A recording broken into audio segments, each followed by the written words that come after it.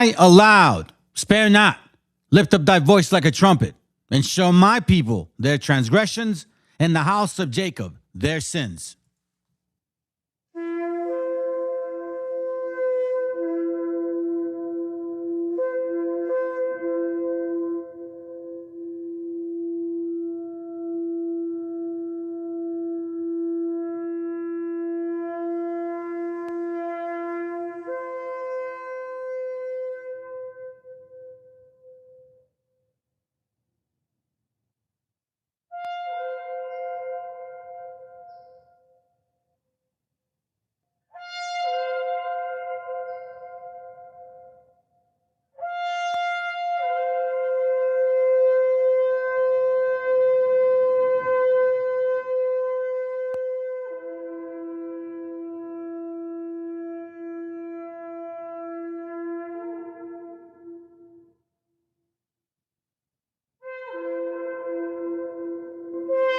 Copyright disclaimer.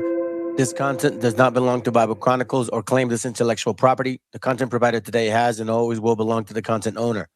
Bible Chronicles does not have any affiliation with the owner of this property. As mentioned, Bible Chronicles did not intend to make use of any material for the purpose of harvesting gain. However, Title 17 of United States copyright law states material and use can only be done when it's for theological or general educational purposes, and thus Bible Chronicles believes that this principal material falls under fair use, which honors protection under Section 107 of the same U.S. copyright law.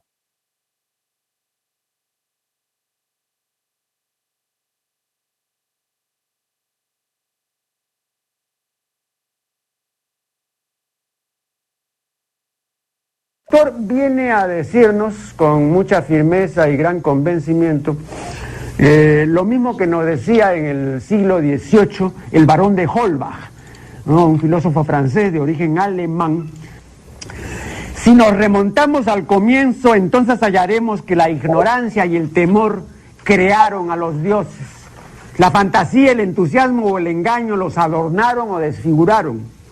La debilidad les rinde culto, la credulidad los conserva, la costumbre los respeta y la tiranía los apoya para que la ceguera de los hombres sirva a sus propios intereses.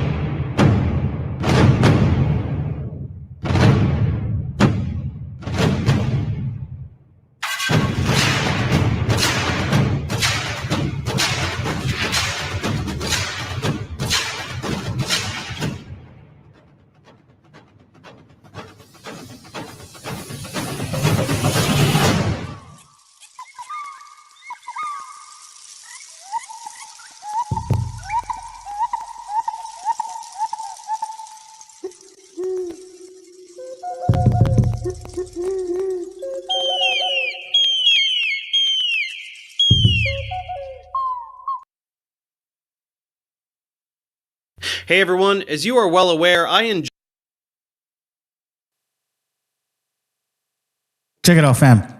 So I had ran a live a little bit earlier, and there was a video that I wanted to show you. And I couldn't run it because my live was going too long, and I needed to like check off. I needed to check on my kids. You know, I needed to do all that, right? So I want to run this live now. I'm not going to really say shit, to be honest with you, but I'm showing this so you can understand exactly what I was talking about. Professor Dave debunks that Atlantis bullshit. So for all you guys that believe in that Atlantis dumbass Hancock, this is the old world bullshit, this goes towards you. Do you understand what I'm saying? I'm not just tackling like one particular doctrine. I'm destroying every single one that runs in our face. Wobboism, Christianity, whether black, white or black, old world shit, Atlantis shit, all kinds of shit. You know, I think it's time that we start debating this topic. I think some of you guys are scared to debate me on this topic. Maybe we shouldn't be scared no more, and it's time to fucking talk about it. Let's go. You guys are going to appreciate this, man. Professor Dave is going to debunk all this fucking Hancock shit, because that's what you guys are. A bunch of cocks holding your hands. Enjoy debunking pseudoscience and charlatans of all varieties. And one area I have yet to tackle is pseudo-archaeology. What is that, you ask, and who's peddling it? Well, a number of people lately, so let's dig into it. Most people know what archaeology is. It's the study of human history through its material remains. We dig up ancient cities and learn about our past through the structures and artifacts we find. This is science, and archaeologists are scientists who follow a rigid empirical methodology, as is explained in great detail over in my archaeology series, which is part of a larger series on anthropology. But just as with every other area of science, there are those who bastardize this field to gain notoriety and make a buck. Physics has its electric universe cranks who make pseudo-documentaries for Gaia. Nutrition has its healers and supplement peddlers who direct their gullible targets towards their endless array of useless or even harmful products. We're going. Christmas Christians have their bullshit too. Everybody seems to be peddling everybody. It's all about grifting. Who can make the most money from the stupidest people in the world? How many people can I make believe into what I believe in? And see, that's why when you stupid ass motherfuckers come to attack my channel and say, what is it that you're teaching? I'm not asking for money. Why don't you go fucking attack some other motherfuckers that actually ask for money, have more subscribers, and teach bullshit? Oh, because you think it's going to be easier with me? Bro, it's going to be harder because they avoid me. Archaeology is no different. Charlatans in this realm peddle fabricated tales and pure whimsy as a challenge to real science, and it is a narrative that has grown increasingly popular over the past few decades. There was a time when pseudo-archaeology was limited to ancient aliens on the History Channel. That's right, the guy with the crazy hair we all laughed at. His name is Georgios Sokolos. He was silly, and the show was silly. Atlantis, aliens built the pyramids, all of the classic nonsense, some of which we talked about when debunking Billy Carson. Most of us simply marveled at how the History Channel had sacrificed its integrity to promote sensationalist filth, and went on our merry way.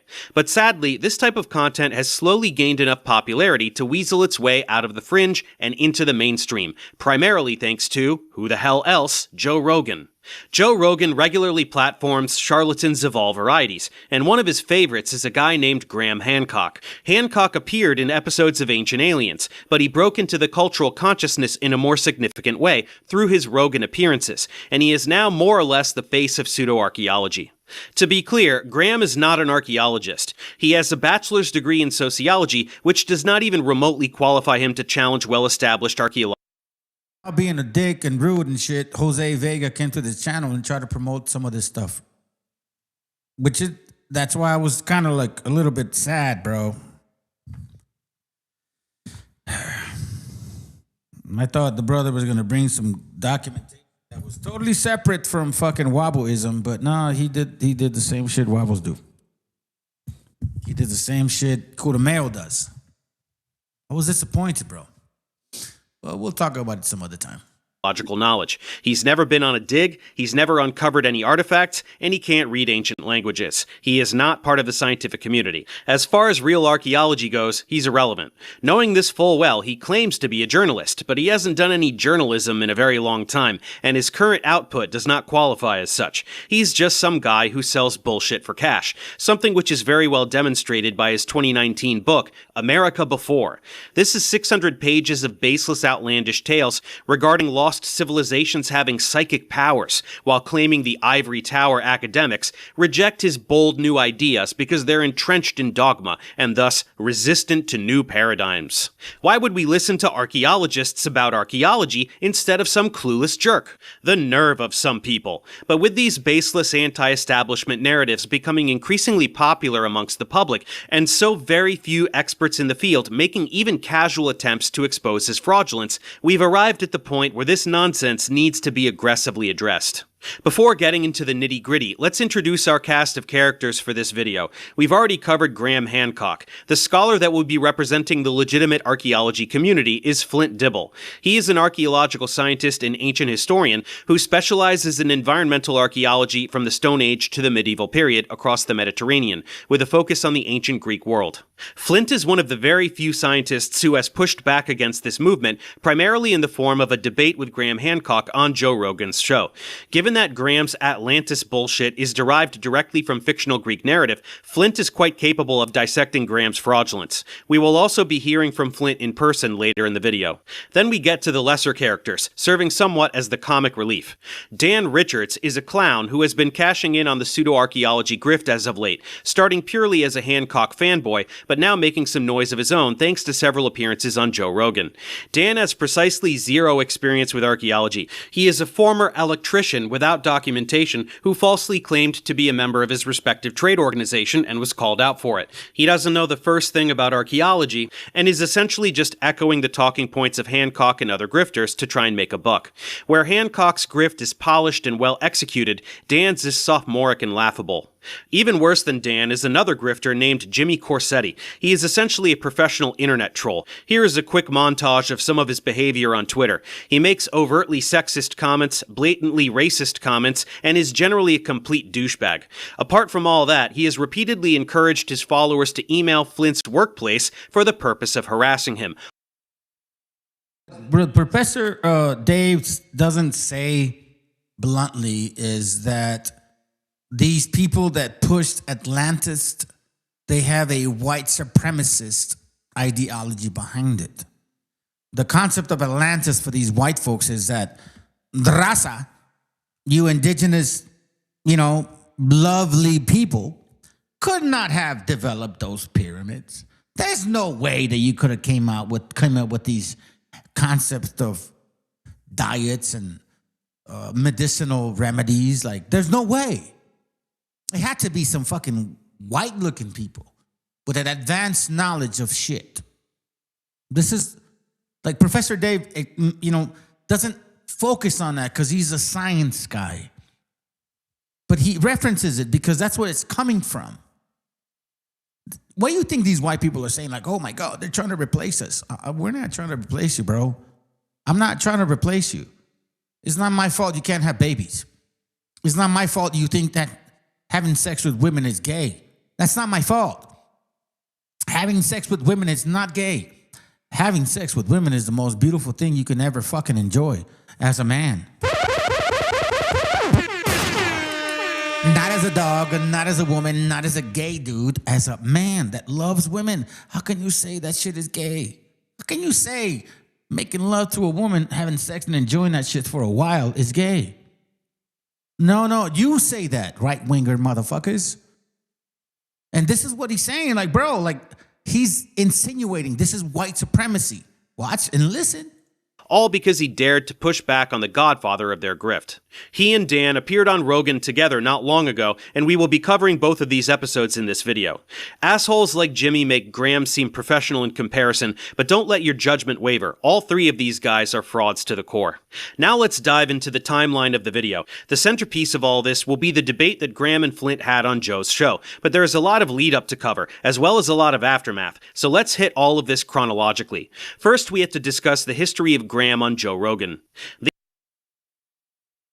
Go around and not say shit. I want to acknowledge this, okay? I want to acknowledge this. I had this brother over here on my channel, and I gave you the space, bro. I gave you the space because I was like, maybe you could teach us some shit. So I had Jose Vega on my channel to explain to us, and I called it Powerful Collaboration Live and shit. You guys can watch it. 668 people watch it and shit. And he goes into the whole fucking Atlantis. And I'm like, oh. But you know what? I invited him, so I'm not going to attack him. You know what I mean? I just read the stuff that he was sharing with me. So then about maybe, 4 months ago, about a month after, like I came out with academically wrecking Atlantis. Meaning I didn't agree with it at all. So I gave you the time of day, bro.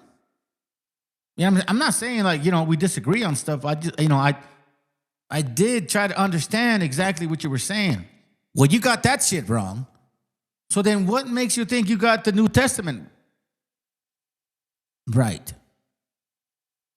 You got that shit wrong. I'm just saying, bro. Like, if you got that wrong, what makes you think that whatever you got else is right? Oh, did I change the... Oh, I did. Oh, shit. Wrong. Oh, hold on. That's not it, dude. That's not it. That's not it, bro. That's not it. That is not it. Let me show you this real quick.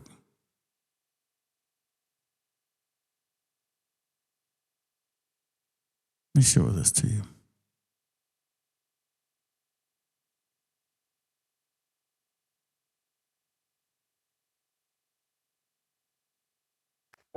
No, that's not what I'm looking for, bro. Come on, hurry up. Go back. Go back to the fucking video. Trying to find the video, bro. Trying to find the video. Hello. This is what we're doing. Hello. These two go way back. His first appearance was I don't know why I took this video off. I apologize, man. That was my mistake. Let's continue. on episode 142 all the way back in September of 2011, and he has been on the show a total of 12 times, sometimes alone and sometimes alongside another guest. With the popularity he amassed from these appearances alone, he was able to wrangle a deal with Netflix for his very own show called Ancient Apocalypse, released in 2022. So remember, keep in mind that when you're on Netflix and you like click on this shit, what he's saying to you, Raza, is that you didn't build the pyramids. Is that you're not Mexica. You're something else. Seriously. There's no way that you could have done this. How could you? They came to civilize your ass. That's what they're saying. Internet buzz aside, how the hell did this clown get a Netflix show, you ask? Well, his son, Sean, is a senior manager at Netflix, responsible for unscripted originals. Media, these Khazars, these fake fucking Jews. Fuck Israel, fuck the Jews, fuck all you motherfuckers. This is who runs the media. This guy's a fucking Khazar. I didn't know that, did you? It's so funny, bro. Shit slips under your tongue. So that explains it. Is there a word for reverse nepotism? Upon its release, Flint himself described the show as a declaration of war on archaeologists. Without going into tremendous detail, it's a pseudo-scientific rampage in which he proposes that a highly technologically advanced global Ice Age civilization was destroyed in a cataclysmic flood and is thus easily connected to the myth of Atlantis. This would be baseless enough, but of course he also proposes that this civilization introduced essentially everything to our clueless hunter-gatherer ancestors, from astronomy and math to agriculture and architecture, thus aligning with all of the wisdom from above ancient aliens bullshit he was previously a part of. When Vega came over to the channel, he was using this stuff right here. Hold on, I still have it. It's crazy that I still have it. It's like I didn't forget it, bro. Like I was like, what the fuck are you saying, dude? You fucking serious, bro? You were using hold on, let me show you real quick. You were using this stuff here. No, it wasn't this link. I pulled that up later. This one. Where's it at? Oh. Here it goes right here. This is what you was using.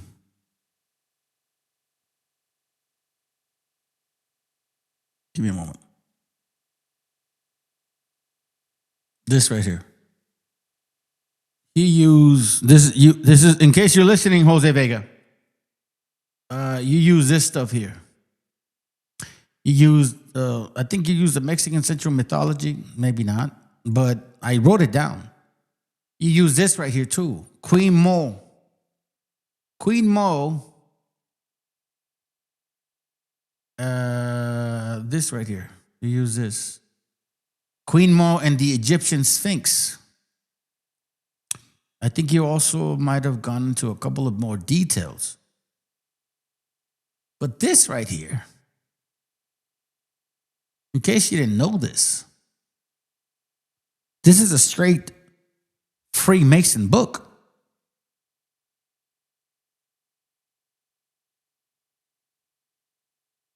I have a lot of material. I don't forget stuff, you know?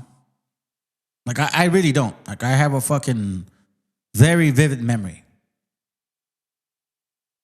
And I remember you mentioned that shit. So, like, let's listen to this right here, because that same book references this guy. Even if he doesn't make that the focal point of the show. Naturally, anybody educated in this field who pushes back on unqualified jerks like Graham presenting pure fantasy as science only does so because they are arrogant defenders of mainstream academia, and not because he's pulling everything out of his ass like Terrence Howard saying 1 × 1 = 2. Graham visits well-established archaeological sites that are known conclusively to date to thousands of years after the Ice Age, spews some tripe he recycled from previously discredited charlatans.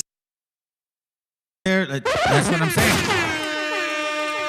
I invited him, like, okay, I'll listen to you, bro. But nah, bro, you use all kinds of wobble shit. You use straight up Negro wobble supporting documents. And they use this right here. So that's why I'm showing this to you. Because when it says the antediluvian, which means they don't believe in the, you know, like what the Bible says. The flood. And then a brother asked you, hey man, what about Greek and Rome? And you said, well, if you believe in the New Testament, that's real. But you go and argue with Old Testament keepers to defend the New Testament, but you just told the brother in this channel over here that the New Testament really doesn't matter unless you believe in it. So what do you believe, bro? I mean, I get a lot of questions on my channel, but I never really question you motherfuckers, bro. And I think it's time for me to question you motherfuckers. Why do you defend the New Testament and you don't believe in Paul, man? I don't understand that shit. You believe in Jesus, you hate Paul. ISUPK, you believe in Jesus, and you say John the Baptist is not even a prophet. Let's continue. Like Ignatius Donnelly, who published a similar book in 1882 and tells the viewer to trust him, not actual experts, because he says so. Who needs evidence, right? In response to this travesty of a series, the Society for American Archaeology wrote an open letter to Netflix, basically saying, hey Netflix, what the fuck are you doing? This show is sensationalist garbage full of lies that does nothing but disparage and insult the legitimate archaeological community. 1. Graham shits on archaeology every chance he gets, the topic he is pretending to investigate without a shred of concern for how archaeologists are affected. 2. Stop calling it a docuseries. It's a pile of horse manure. When I kind of allow people to talk about this stuff, like, you totally shred on our heritage, bro. You say you're about the Northern King, you say you're about the indigenous people, but then you want to say that this is the old world and you just totally shit on them, bro. Making it seem like all the stuff that we, you know, got, like, it don't matter.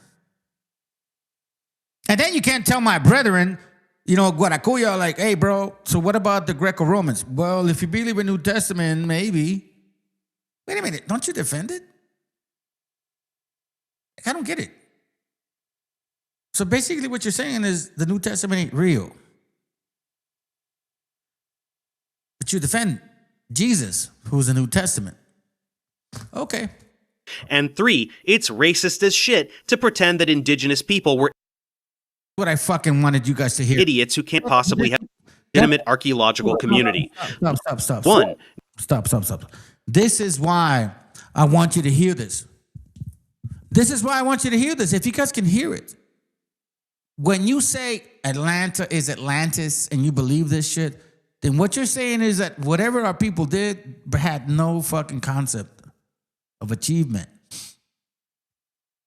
You're giving these people that supposedly you argue with clout, even though you use their sources. And tells the viewer to trust him, not actual experts, because he says so. Who needs evidence, right?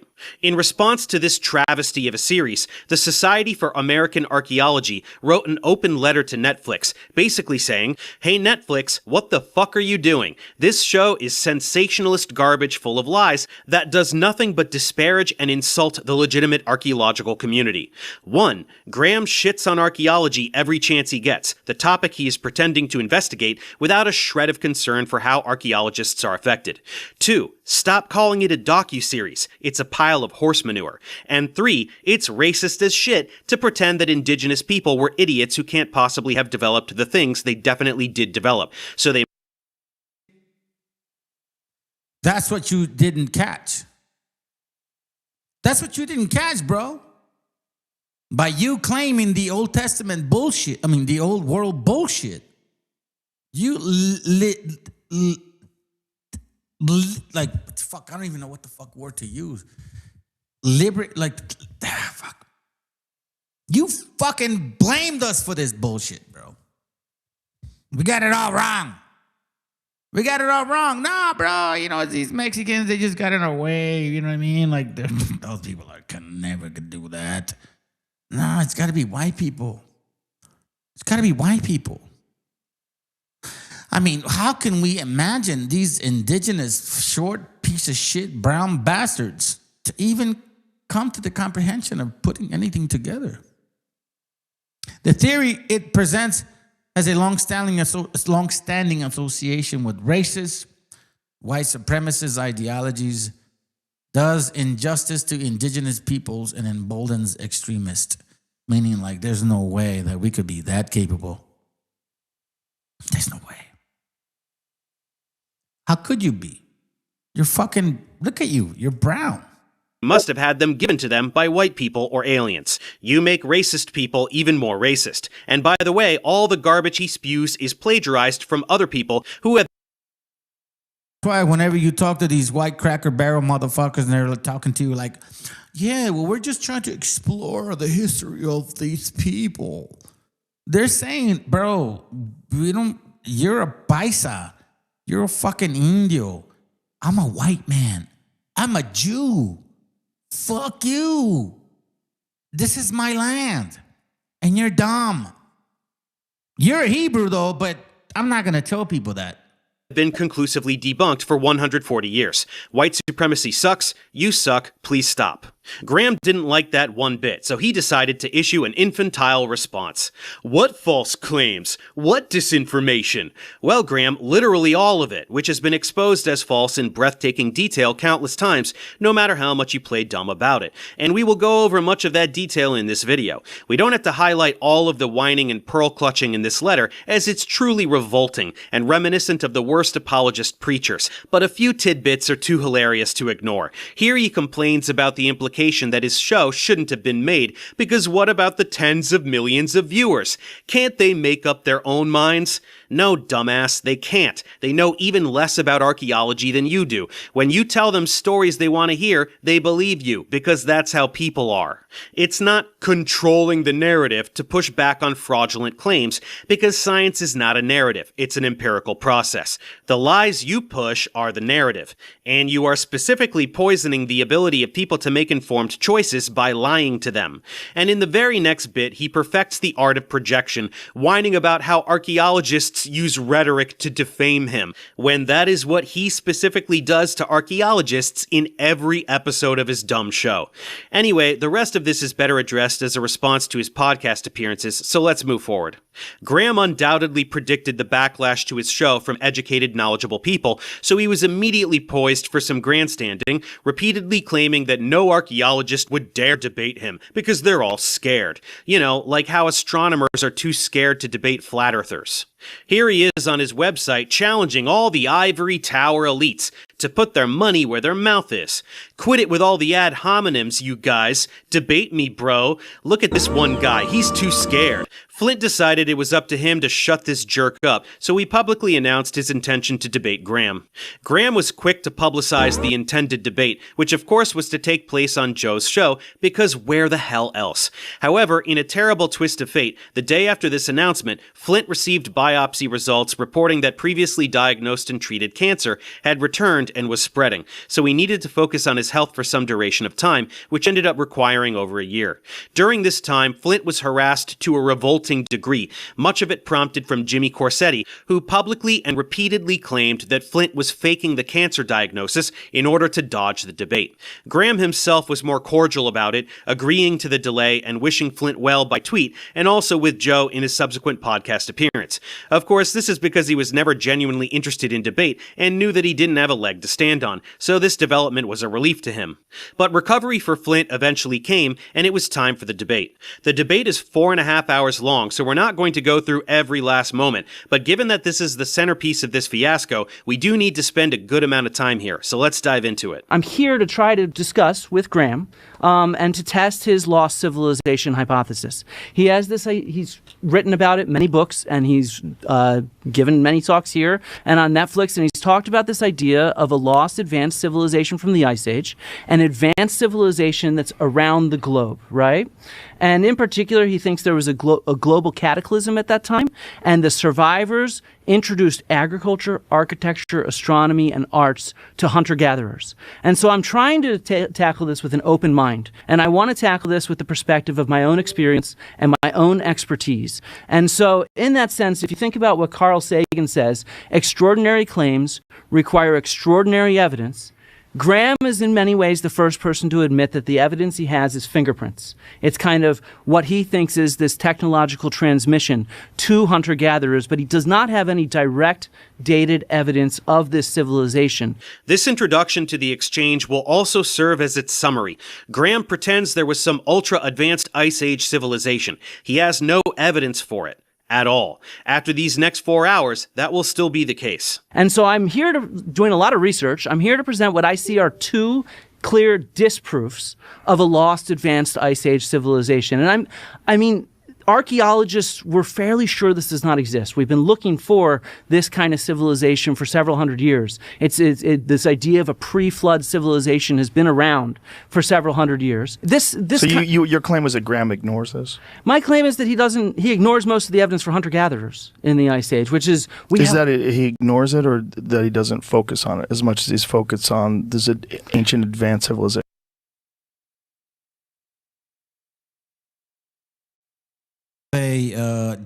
Joe Rogan, piece of shit bastard, little fucking 5'4", 5'3", 5'2", whatever the fuck you are, punk ass that only hates on certain people. Okay, he's over here trying to defend this guy. Okay, it's not that different from what I noticed about Vega. I have to call you out, bro. So Vega, when he did the whole Atlantis shit here on the channel, he brought out this name, in which, you know, and again, I've been showing this shit for a while. It says Pythagoras borrowed his knowledge of numbers and their meanings from Egyptians. Who is Pythagoras? Pythagoras, in case you don't understand, okay? Let me magnify it. Pythagoras is no one else than Orpheus. Is no one else than Dionysus. And their meaning from the Egyptians. So we understand this. Pythagoras, literally, it's the whole concept of Virgin Mother and the fucking Immaculate Son, okay? All that concept. These received their science from the Mayas, those civilized strangers, their ancestors who in remote ages, coming from the East. Remember, Pythagoras is like a fucking Roman concept. Coming from the East, meaning India, from the West, and from the West, oh shit, has settled and brought civilization to the banks of the Nile. Such being the case, it is but natural that we should find the same doctrine regarding the cosmogony, and the meaning of the numbers of the Mayak, their mother country, the land of the West, See Queen Mo and Egyptian Sphinx by Augustus Le Plongeon. Do you know who Pythagoras is? Do you realize that you can find Pythagoras and Diodorus Siculus? This is why when I don't question shit. I always sit back and I know my history. See, as a king and a leader, you don't always say the stuff that you know. You sit back and you wait for it to come to you. And this is exactly what I was waiting for. Total bullshit. Let's keep debunking the funk. Because, like, honestly, bro, I appreciated you to be here, but I don't think you're any different than this guy. I mean, I think that's one and the same. I think if you're going to look at the Ice Age, we need to look at the totality of evidence to understand what's there. Joe doesn't like what he's hearing about his boy here. Flint says Graham ignores archaeological data. There were hunter-gatherers in the Ice Age. Archaeologists study them and know a lot about them. Graham doesn't give a shit about science, so he doesn't talk about what we know. Joe's not getting it. Is Graham just not focusing on this because he's focused on the crap he makes up? Flint tells Joe that's the same thing. Fabricating claims about the Ice Age involves ignoring everything we know about the Ice Age that proves him wrong. And so, for example, he proposes the reason why the Ice Age civilization isn't there is because it's underwater. It's been, we've had 200 feet of sea level rise. Keep in mind that they relate the Ice Age to you, brothers and sisters, in the migration concept of you being up north. But they don't embrace the migration of the fact that you could have came from that Middle East. Like, you guys embrace, like, literally, it's like, I don't get it. You're okay with you going across the sea, but you're all right to be labeled those people, even though we have no relation to them. We're not Asians. When the fuck have you known about Mexicans knowing karate? Please tell me. Listen, fuck all you racist motherfucking Negroes, racist motherfucking Cracker Barrel white people, racist everybody, bro. And you want to call us like we're Siberians. Okay, if we're Siberians, how come we don't know Kung Fu? Please tell me. What the fuck is it? Oh, that's gotta hurt! Why the fuck? Why weren't we having sushi here already? So when you got a motherfucker like me asking those questions, fuck that puto. Fuck that puto. You have no angle, bro. The Younger Dryas, and therefore it's not accessible. And so I really want to focus on Ice Age coastlines, evidence from Ice Age coastlines and excavations, underwater evidence from the Ice Age, things like that, these areas where he says that archaeologists don't look, but we are looking, and what we find is the ephemeral traces of hunter-gatherers, rather than some sort of advanced civilization. We've looked, Graham. That shit ain't there. You have absolutely zero empirical evidence for your stories. He even admits this point blank a bit later. Let's continue. So these, when you're finding remnants of ancient hunter-gatherers, how much evidence, how much of the ground do you think you've studied? We've definitely not studied most of the ground, right. But as I'll show, we've studied a lot, and we actually put together predictive models on how to find this stuff. And so because it's really expensive to go diving, right? And so how many dives do you think have been done? Like how many times? Thousands. Thousands? Yeah. Oh, yeah. And lots of different sites have been found from all over the world. And specifically, it was done to try to locate these... To try to locate Stone Age, Ice Age stuff, yeah. Okay. Yeah. Joe is already fishing here. How many of these dives have been completed, Flint? Like 1 or 2, right? Like you've barely scratched the surface and just totally missed the super awesome Atlantis site, right? Oh, thousands, you say? And you use predictive models to figure out where to dig so you're not just stabbing randomly in the dark? Well, you see how this brother pays attention to the way that things work? That's why when you guys are debating stupid individuals, you got to be mindful of the stuff they say or how they respond to you or the way that they handle you while they're responding to you. Like, for example, this guy was like, oh, well, you can tell right off the bat he's defending this little boy and shit. Just like the fucking puto vato that showed up and shit. You know what I mean? Like, bro, stop it. I know a lot more about you guys than you guys can even fucking comprehend.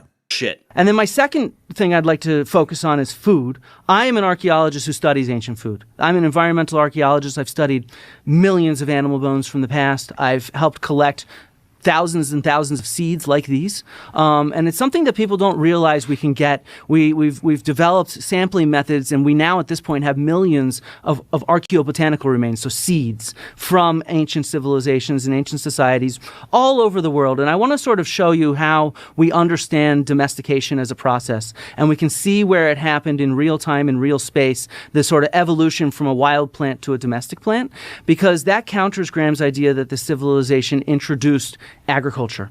It was not an introduction. It's something that happened in a real space. And we'll track how we can see humans taking control of the reproductive life cycle of these plants. There you go. Two very firm lines of actual scientific evidence against Graham's imaginary civilization, which once again has precisely zero evidence for its existence. I wonder if Graham will engage with this evidence like an adult. Anyone want to take some bets? In the meantime, Joe at least seems like he's getting something out of this. So we can date that transition from domestic to, or And from what are wild the to oldest domestic. seeds that you found? Oh, the oldest seeds we have go back tens of thousands of years. The oldest domesticated crops we have go back about 11,000 years. Then when we talk about science, how come people don't understand the concept of isotopes and C4s and T3s? Meaning like the way that you eat vegetation. There's certain vegetation where it's considered isotope C3, right? It's wheat and predominantly certain vegetations that you eat. And then there's C4 isotopes, which show a high concentration of particular food that you eat. One of them is corn. Corn.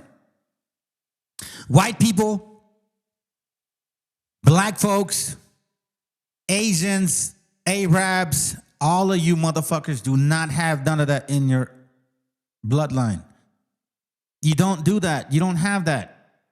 Meaning you don't have a high concentration of corn consumption in every single way. Whether it's tortillas, whether it's in soup, whether it's in meats, that's not part of your diet. It's like partly of your diet. You know what I mean? Like you enjoy it as part of your diet, but it's not 100% of your diet. Corn, tortillas is not 100% of your diet. That's not what you have in the fridge. It's not what you eat every day. That's not what you eat when you're like, I don't want to eat eggs. You just go, let me get a quesadilla. You get a tortilla, unleavened bread made out of corn, put cheese on it. See, y'all don't have that. We have that. And that's what I'm fucking saying. You can't explain it.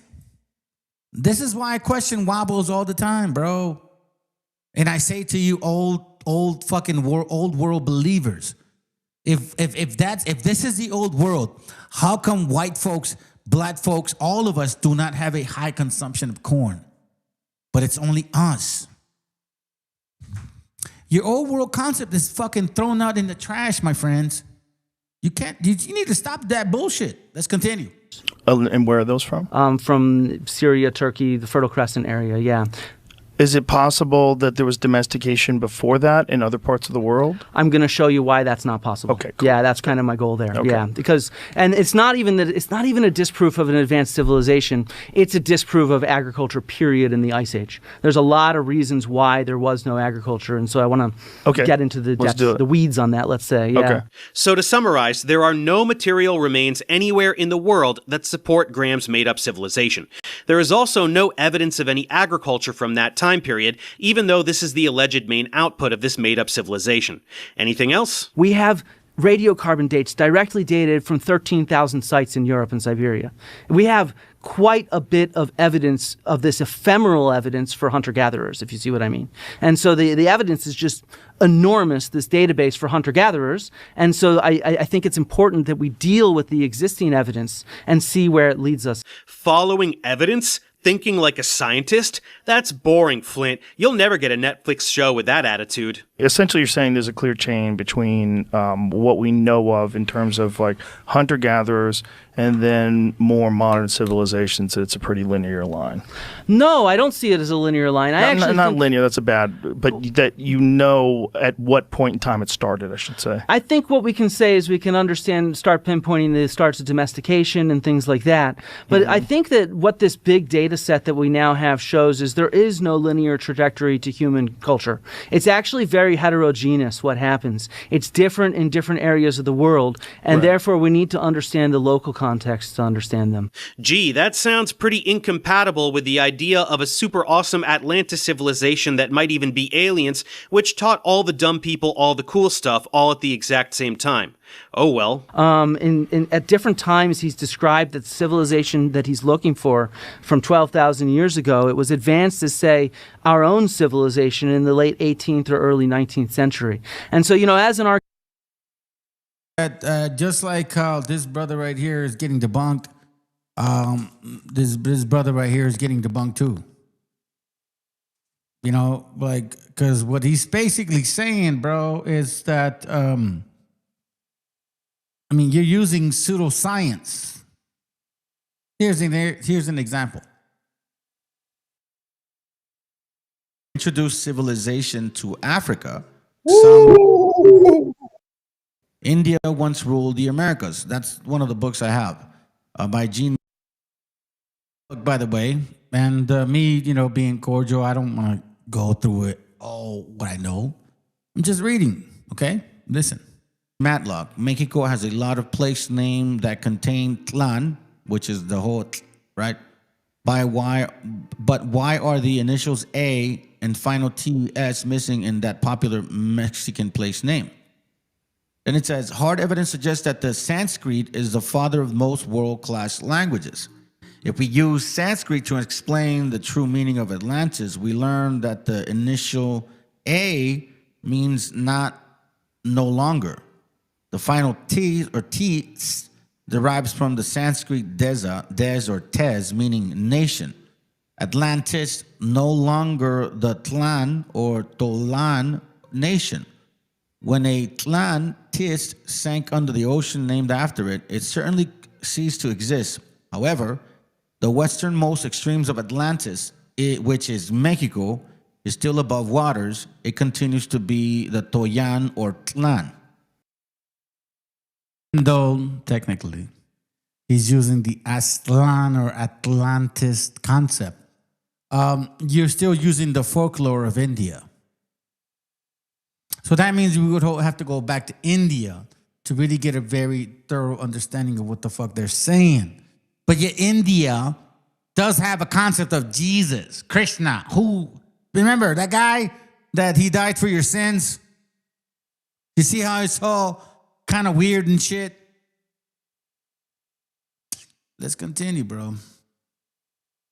Archaeologists, we study technology, we study the material remains of the past. And so I wonder what we're trying to look for, right? Essentially, what the hell are you implying with this 19th century claim, and why haven't we found anything even remotely like that? In the 19th century, we invented the steam engine, railroads, the telegraph, the telephone, cars, light bulbs, photography, the cotton gin, and steel. That's some good shit. Is that what you're talking about, Graham? You think some civilization from 12,000 years ago had stuff like that? Then why can't you pull a 14,000-year-old steel beam out of the ground, Chief? Graham has acknowledged that there's a good chance there's no metallurgy, for example, with this civilization. He said maybe a decision. And that's what I'm talking about. You're saying this is the old world. How come we don't have metals here?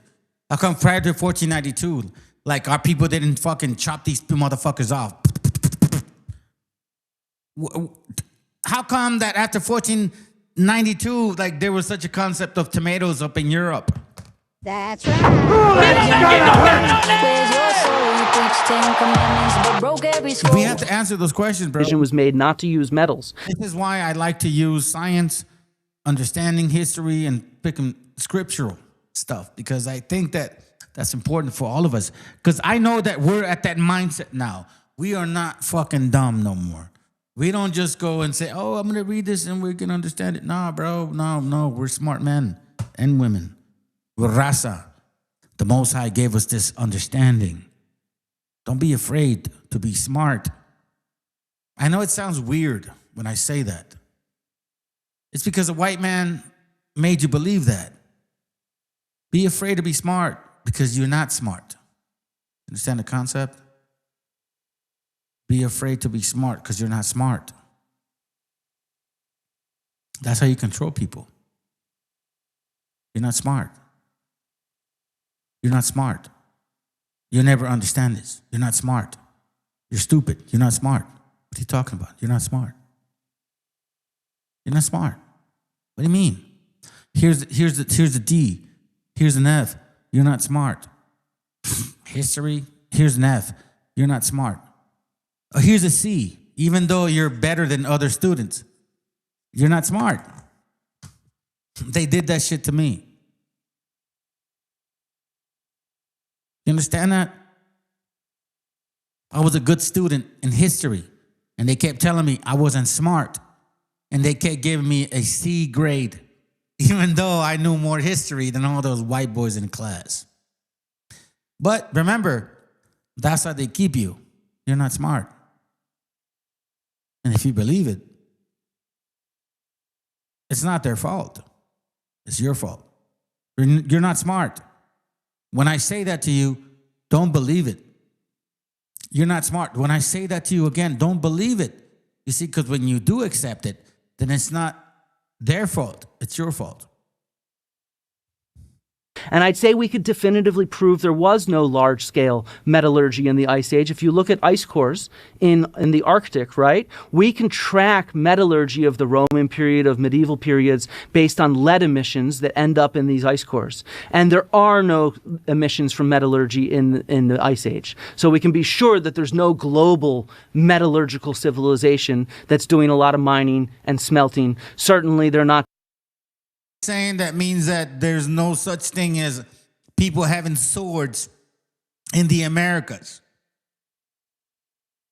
Because that means that everybody will be smelting iron. They're like burning that shit. And they're ready for war. And that didn't happen, did it? Fuck no, bro. Fuck the fuck no. We didn't have no fucking smelting iron. For somebody to tell you, this is the old world. Okay, where's the iron? Show me, fuckface. I listen to people. I always give people the benefit of the doubt. I kid you not, fam. I'm not like that, man. I give people the benefit of the doubt. But then I study what you're trying to tell me that makes sense. And then we see this. From 12,000 years ago had stuff like that, then why can't you pull a 14,000-year-old steel beam out of the ground, Chief? Graham has acknowledged that there's a good chance there's no metallurgy, for example, with this civilization. He said maybe a decision was made not to use metals. And I'd say we could definitively prove there was no large-scale metallurgy. His excuse is that the reason you don't find like metals or swords or people fighting with swords here like it should have been as the old world, it's because people decided not to work with metals. They said, nah, fuck no, you know what? I think copper's better. I mean, fuck, man, metal breaks through copper any day. But, you know, in case we get invaded, I'd rather deal with them with fucking copper.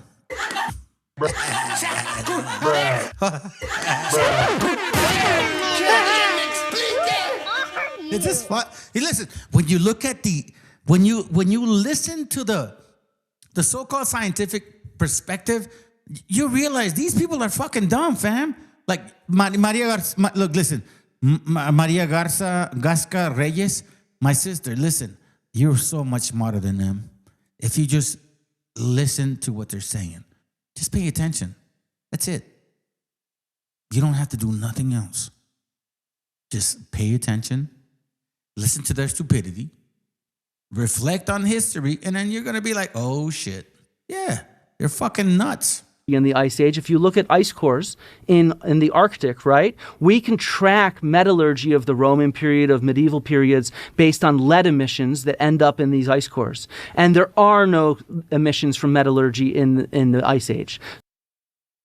Understand what that means? Like, there's no metallurgy in the Ice Age. That means like there's no metallurgy here in the Americas ever. Like, metal didn't show up here until after 1492. Fuck dumbasses.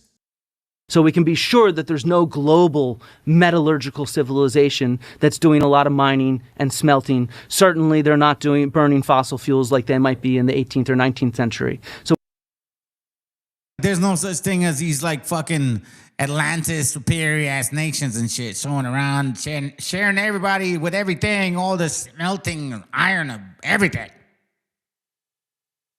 That's why, as a matter of fact, I did ask you, Jose, what about the metal forging, bro? Like, you can't prove that shit here. And you didn't answer us that. But let's continue. We know that could not have been around that early because it would show up in the atmosphere. Oh, don't even bother. Apart from you not being able to point to a single thing that supports this claim, we can also just show that it's impossible anyway. There was no metallurgy happening at that time. God, I love science. Graham has mentioned that the bulk of marine archaeology has focused on shipwrecks and not the continental shelves. And so the thing is, at this point, we have something like 3 million shipwrecks from around the world.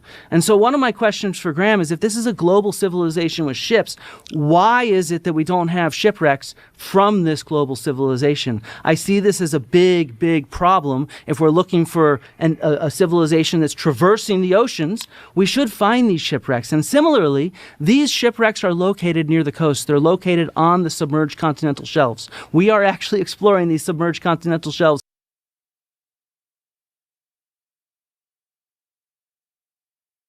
He's basically showing that all of these, when there's such a shipwreck, like predominantly where there's more nations dealing with shipwrecks, it's all over here. It's all over there. There was no shipwrecks all across that fucking world, bro. Not to the level of that amount. Do you guys have shipwrecks maybe here and there? Yeah. But you're talking about the old world concept. In detail, we're able to find scattered ephemeral shipwrecks, but not monuments of some sort of civilization. Well, Flint, obviously it's because the Atlanteans were so super awesome that they never ever crashed or lost a single ship. Did you ever think of that, Mr. Smarty Pants? Thanks for giving me an idea for my next episode of Bullshit from My Aging Rectum, a Netflix original series. This motherfucker right here, this cocksucker motherfucker. Hold on, where's he at? Hold on, let me play him. Just wanted a single ship. This guy. Bullshit. This motherfucking bullshit bastard. He started all the crap. Graham Hancock. The Olmecs, you Hispanics, you natives, you guys don't know shit. Y'all are stupid. There's no way that you can be that creative. That's what he's teaching. This is what he's teaching, family. And this is why Professor Dave is saying, fuck you. You are a white supremacist. Oh, you guys haven't gotten it yet? Okay, let me just continue. Maybe you'll get it eventually.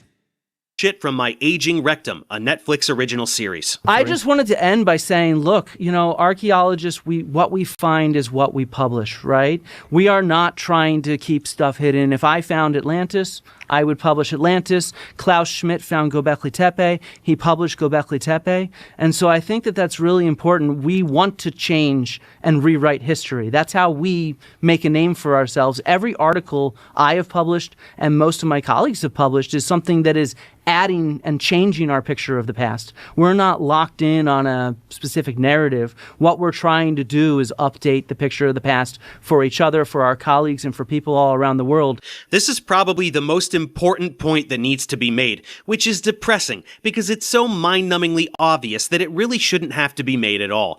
The idea that the archaeological community would be suppressing the discovery of a lost civilization is the most idiotic notion imaginable. Why? Why would any archaeologist do this? Why would any institution do this? What is the motive? What purpose would it serve? With most other areas of pseudoscience, we can at least identify some half-assed narrative that could trick a few people. Big Pharma is hiding cures so they can make money. Big Oil is hiding the engine that runs on water so they can make money. What the fuck is the explanation here? There are ruins and archaeologists don't want them found. Why? I genuinely can't come up with a single thing. It's so dumb. Archaeologists want to find things. Museums want to display things. It advances the field. It's lucrative. Anyone who falls for this dogmatic establishment bullshit from Graham really needs to take a long look in the mirror, because it's a total farce. But that wraps up Flint's intro, so let's see how Graham takes it. I think we're looking at a civilization, like all civilizations, that emerged out of shamanism. I believe that they did have rather advanced astronomy and a knowledge of the world. But I don't compare, when I speak of a 19th century level of technology, I'm talking specifically about knowledge of longitude. The longitude problem was not solved by our civilization until the middle of the 18th century. And I'm talking about knowledge of very hard to observe astronomical phenomena such as the Hey, he's about to debunk this fucking dumbass. precession of the equinoxes. That knowledge is normally attributed to the ancient Greeks. And the winner of the backpedaling contest goes to Graham Hancock. By technology, you meant knowledge, Graham, so not technology at all. Knowledge of the equinoxes is definitely not what he means when preaching to his gullible audience, and it makes no sense regardless. Do you have some kind of artifact to support this idea, Graham? A tablet of some kind? Oh, you're just pulling things out of your ass, which is the only thing you ever do? Please continue. Despite the fact that you're telling us that Clovis First has been debunked since the 1990s, really, and you were taught that it was debunked in the 2000s. We can find New Scientist publishing on this in 2013, questioning the Clovis First model. And those who did question the Clovis First model, I do love your picture of this free and open and generous archaeology, but actually archaeologists can be very, very mean to other archaeologists who disagree with them. And the example of this is Jacques Cinq-Mars, who investigated Bluefish Caves in the Yukon and found evidence of human beings there more than 20,000 years ago.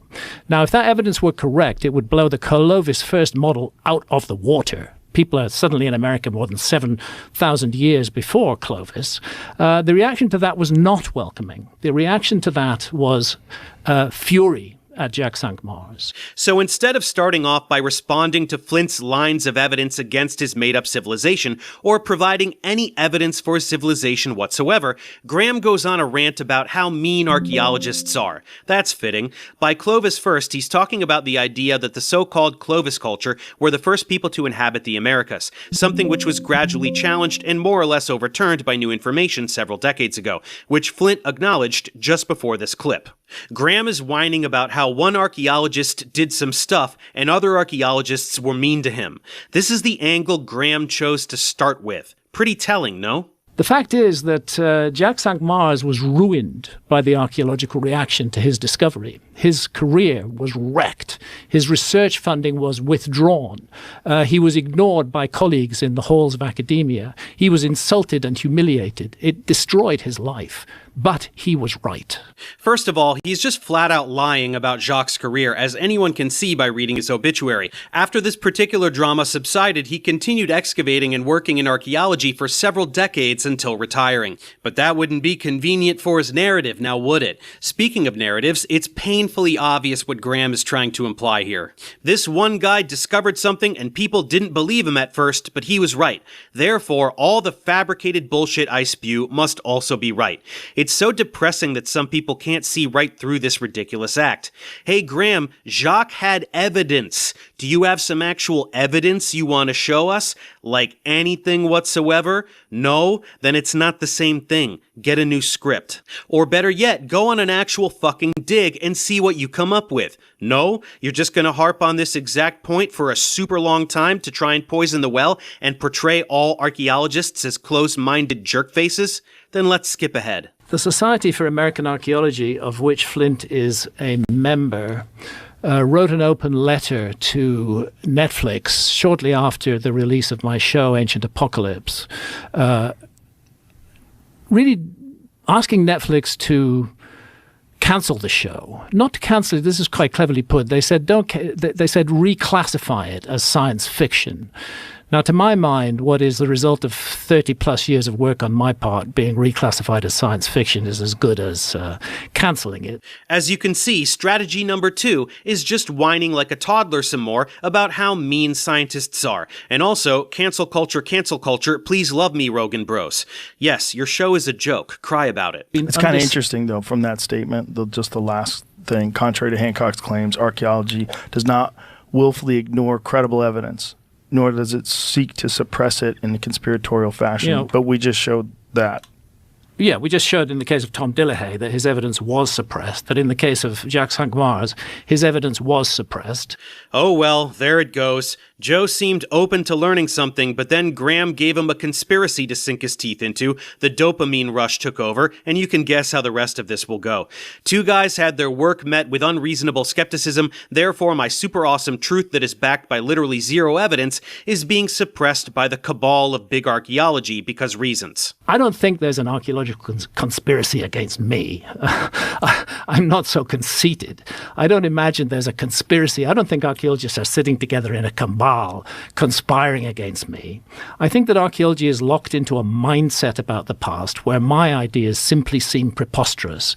That's funny because that's exactly what you just implied 5 seconds ago, and it's definitely what gullible viewers absorbed. Then you backpedal to seem reasonable and charitable. What a great guy, Graham. Well, you have your opportunity to present your evidence to a real archaeologist right now. Want to get started on that? There's the Sahara Desert. A fair bit of archaeology has been done in the Sahara Desert, but we're looking at 9.2 million square kilometers of the Sahara Desert. Tell me how much of the Sahara you think has actually been excavated, Flint, by archaeologists. I'd say a bunch of it has been surveyed, including by my dad. No. How much has actually been excavated? What sort of percent? Well, a lot of sort of desert archaeology does not have excavation. It's eroded away due to the wind. Oh, so what's your answer to my question? How much does archaeology really know about the past of the Sahara? Well, we understand about the domestication of pearl millet in the Sahara, from when the Sahara was much of it was actually more habitable because it was not desert. So we can see the domestication of pearl millet and sorghum. No. We can see Ice Age sites across My question is related specifically to my subject. Has enough of the Sahara been excavated for archaeology to exclude any possibility that they've missed anything important in the Sahara? We have found thousands of sites of ephemeral hunter-gatherer remains in the Sahara. You're still not answering my question. How much of the... It's so hard to make sure that we as a people, there's no way that we could be that fucking capable. This is exactly what they're fucking saying to you, fam. This is why white folks and black folks, stupid ass Negro motherfuckers, always like climb to this shit. Oh my God. Yeah, you're right. These Mexicans could not build that. Even though they're building your houses and buildings and commercial structures and all kinds of left and right. Making your food, designing your shit, stamping your shirts, making your shoes. But yeah, you're right.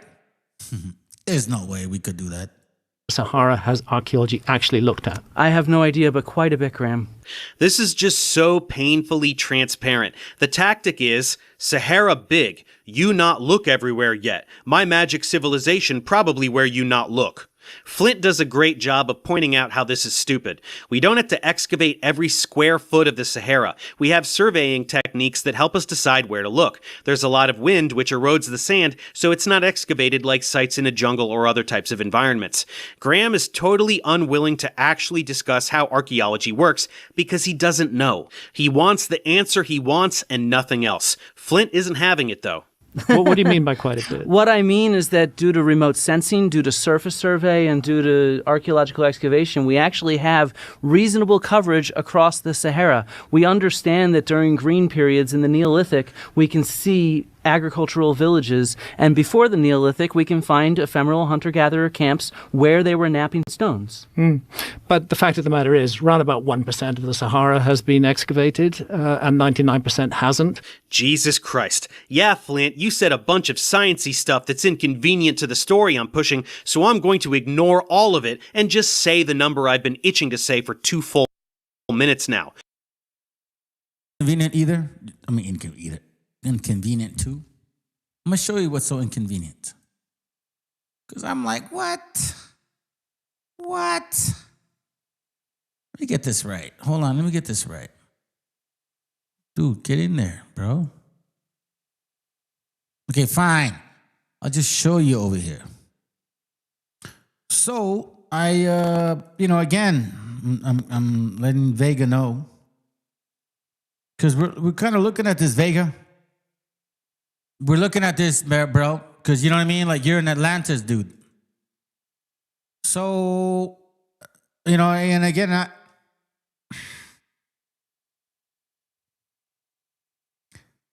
it's not about you, brother, but it's about the stuff that you're bringing out. So it says here in one of the actual slides that you brought out, it says Pythagoras borrowed his knowledge of numbers and their meaning from the Egyptians. Pythagoras. Okay? Because you're saying that we are related to these people. The brother Warakuyo asked you, so what about the Greco-Romans? Like, are they like in any picture over here, since you say this is the old world? And you said, well, unless you believe in the New Testament. But yet you referenced a guy named Diodorus Siculus, and he references Pythagoras. And it says here, and this guy is from 60, before Common Era, meaning like, when you answer the brother, like, well, I mean, it doesn't matter unless you believe in it. You're basically saying that the New Testament wasn't active at that time. Because he asked you, not me, he asked you, where are the Greco-Romans in here in the Americas? Since you're saying this is the old world. And you said, well, if you only believe in the New Testament. Okay, sounds good. Well, you mentioned Diodorus Siculus in your fucking old school bullshit. And here we see Diodorus Siculus mentioning Pythagoras.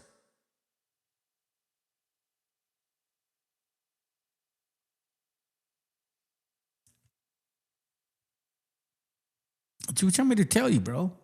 And Pythagoras learned from the Egyptians. His teachings about the gods, his geometrical positions, the theory of numbers, as well as transmigration of the soul into every living thing. You said that there's no way that Greco-Romans would be around that time here in the old world, but yet you reference Diodorus Siculus to prove your point. You see why I don't like you motherfuckers that like to say a bunch of shit and you don't even realize what fucking the shit that you're saying in history? Do you understand what you just said? So your doctrine is completely confusing now. Let's continue. We're not done. 1%. That will sound impressive to gullible viewers who also shut their brains off while you were talking. In that ancient map, I think the Sahara is a fascinating, underserved area by archaeology. And the plain fact of the matter is it's very expensive to work there, it's very difficult to work there, and archaeology has done very little work in the Sahara. Not no work, but very little. Not enough to write off the possibility that evidence might be found in the future. You know, you're basing this on our technology now. Let's look 200 years in the future. Look how much archaeology has progressed in the last 50 years. 200 years in the future, the technologies might be so much more advanced. There's so much stuff that is simply not being looked at. And the Sahara is one of those underserved areas. Well, Flint just told you that it's actually quite well understood. Your response is nuh-uh and but what if more technology later? Still waiting for that evidence, Graham. And I've recently been with, not all archaeologists are as opposed to my work as you and your colleagues, Flint, but I've been with Martti Paasinen, who's a leading archaeologist studying the Amazon. I've been with Alceo Ranzi, who's a geographer from Brazil, and with Fabio Davais Filho, who's a LiDAR expert. This is very recently, actually. And we did some LiDAR work in that area. And this is the kind of thing that's being found. Huge, enormous earthworks, geoglyphs, which, were we to find them in the West, we would recognize them as almost as henges. Aw, you did a ride-along. Was it Take Your Children to Work Day? That's cool that you had a little photo op with some real scientists. Did you find any evidence to support your super advanced Atlantis civilization bullshit? No? Just regular archaeology? So this is just a desperate attempt to feign credibility by association that you probably paid for? Cool, bro. If we were to really investigate the whole of the Amazon from this point of view, we would have to revolutionize our whole view of human history. That archaeology has hardly touched this incredible. These white people never tell us who the fuck they are. Why do they always want to explore and dissect and tell us who we are? Why don't you fucking cracker barrel, dirty ass bastard white people tell us who you are? Where did you come from? Oh, we're from Europe. Okay, now, I mean, like, go in depth because you're trying to figure out ourselves. Oh my God, you guys built these great civilizations. Well, if you guys are so fucking great, how come you don't teach us about your great civilizations? Where the fuck are you? Seriously, think about that for a moment. If they are so great, why don't we know about them? Oh, that's right. You took care of my picture. Oh, yeah. You know, the reason why I had this picture up on my face and shit, because I had a piece of shit bastard that supposedly wanted to, why does it look like that, dude? Like, I don't even have the camera on.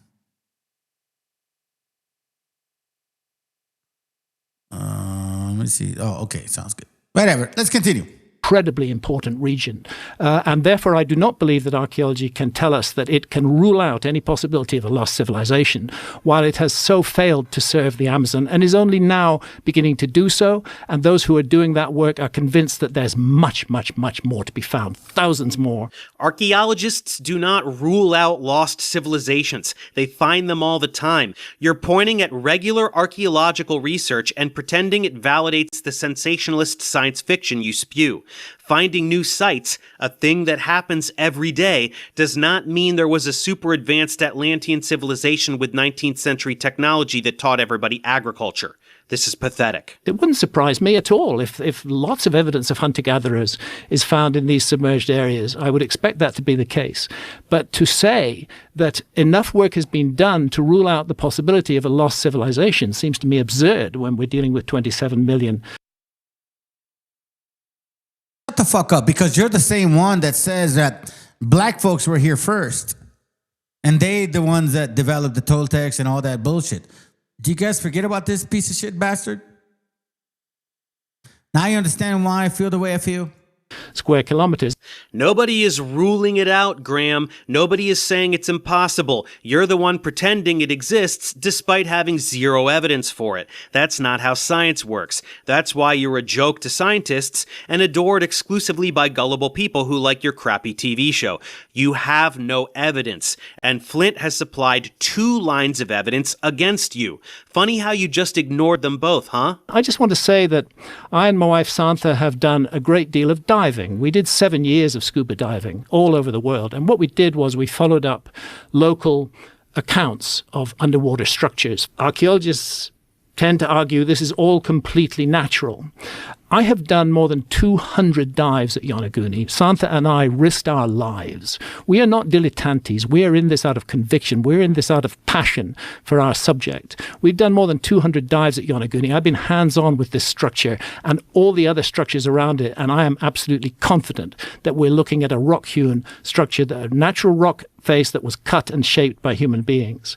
Wow, you guys are such daredevils risking your lives like that. Seriously, scuba diving just barely below the surface in touristy beach areas is almost as dangerous as ziplining.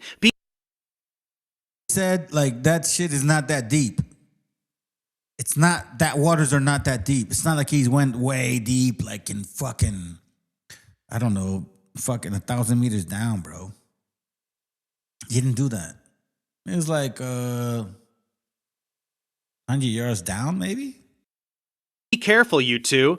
Also, about this structure, experts say it's a natural formation. You say it's man-made. Care to elaborate? No? Just gonna brush right past that without mentioning a single thing that supports your claim or refutes what experts say? Shocking. There, I'm videoing for scale. You can see somebody down that, beside that central megalith. Flint, do you think nature made that? I see no evidence of it being man-made, if that's what you're saying. You see no evidence of that being man-made. You see a central upright. You see uprights surrounding it. You see the outer curve, the inner curve of the outer megalith matching the outer curve of the central megalith. And to you, that's not even interesting? I mean, even the photos you were showing at Yonaguni showed a lot of natural fractures along straight lines. And so I think that it's really easy to confuse what can happen naturally and geologically with something that looks kind of anthropogenic. But this does not look man-made to me. It does not look like anything I've ever seen. Flint reminds Graham that he knows absolutely nothing about geology and therefore has absolutely no clue what kinds of formations nature is capable of forming and by what mechanisms. At any rate, rocks definitely do fracture, and when they do, you get two pieces that look like they fit together because they used to fit together. I'm pretty sure a small child can wrap their heads around that. Did you find any intricate carvings on those rocks, Graham? Something a little more convincing? No? Just, hey, those rocks look kind of neat to my dumb brain? Got it. Well, that's interesting because I took a geologist diving there, Wolf Wichman. He's very skeptical. He was skeptical about Yonaguni, but he did confess after we came up from the dive at Kerema that there's no way, in his opinion, that this could have been made by nature. Oh, but your imaginary friend, the geologist, agrees with you. Well, that changes everything. Did he...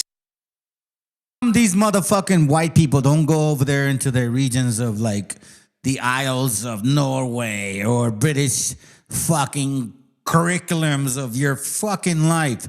Why don't you study that shit over there? Why don't you study your own people and then say, hey man, you know what? This is how great we are and we found this about us. No, you keep trying to come to our continent and tell us who the fuck we are. Seriously. This Cracker Barrel motherfucker. Simple as Samuel is like you. You dirty ass, nasty bastards. Thinking that you're our people. Wanting to tell us who we are. And then say, oh, well, you're teaching white man. I'm teaching white man now. I'm like, where the fuck did you go with that avenue? Anyways, you know what that means? Man, your white woman got you in fucking, your white woman got you hooked, bro. That's sad, bro. But it's all good, my friend. I'll tell you what. I walk over those type of broads. Let's continue. Say why? Did he cite some specific scientific reason that you can repeat for us here? No? Got it. My wife Santha was born in Malaysia, but she's of Tamil, South Indian origin. So we had a great advantage in South India in talking to local fishermen and divers because Santha speaks the Tamil language fluently.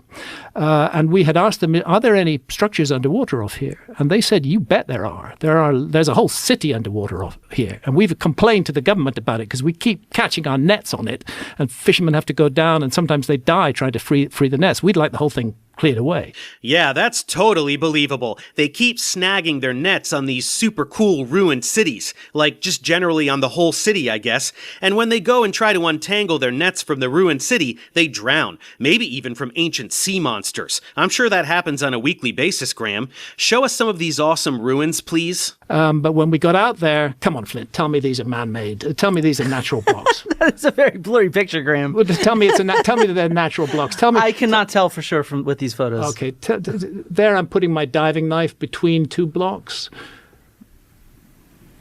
and then a curved wall. Actually, the team from the National Institute of Oceanography in India, who were with This real quick, I never got certified to scuba dive, but I learned how to scuba dive, and I grew up in Oceanside, so I was always at the beach and shit, so I snorkeled and all kinds of shit. But I learned how to scuba dive, not certified, right? And a lot of these pictures, bro, like it's so obvious, man. It's like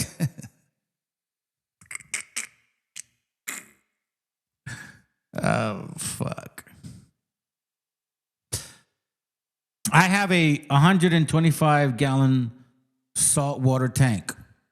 I have a sump tank under it that's about 60, 75 gallons. I built that shit I built it all myself. I made the aquarium. Seriously, I put it all together. Like I built the aquarium. I made the plumbing underneath. I made the plumbing to go to the water like that's filtered, right? And I have two sump tanks that are like about 35 gallons each because that's the way it functions. Like, I don't understand why people don't really notice or really comprehend, like,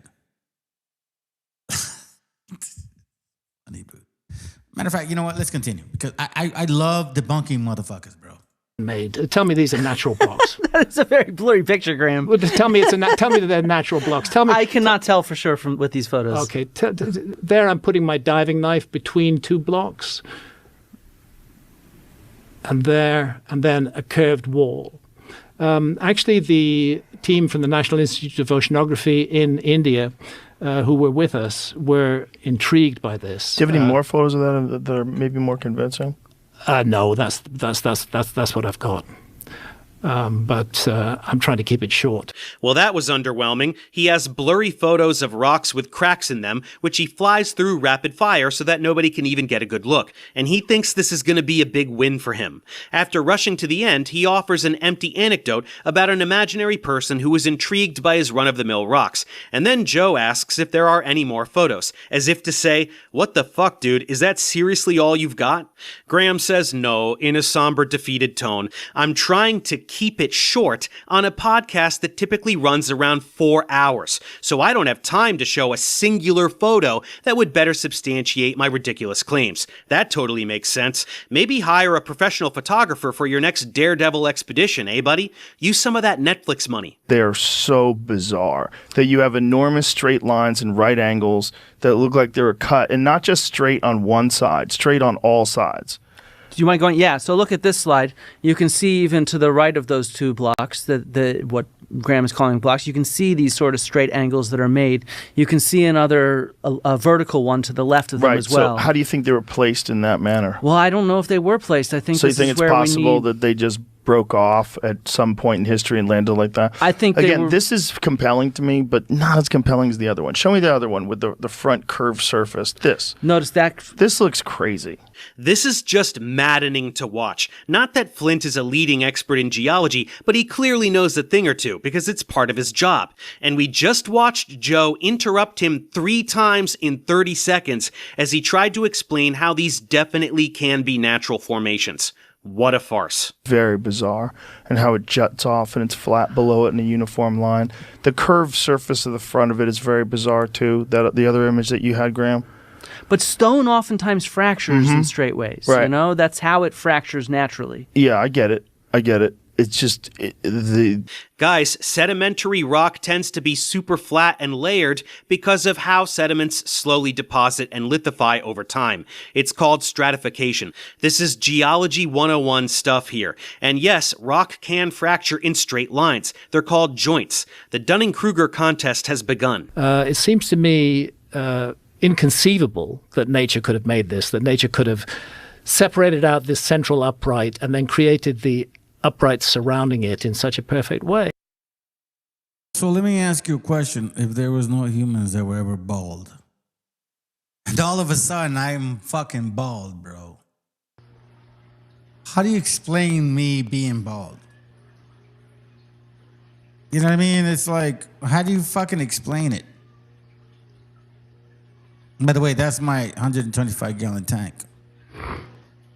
You see, in order for you to like actually function a system like that, where the fish can live, expensive ones by that matter,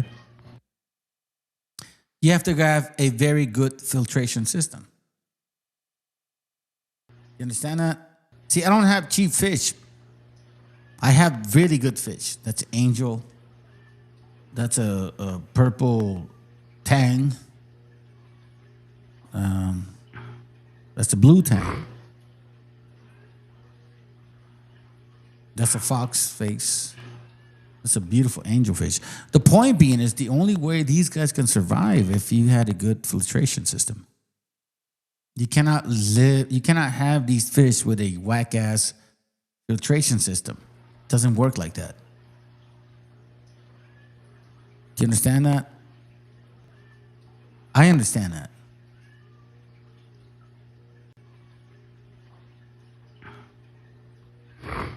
I don't need to see your house, bro.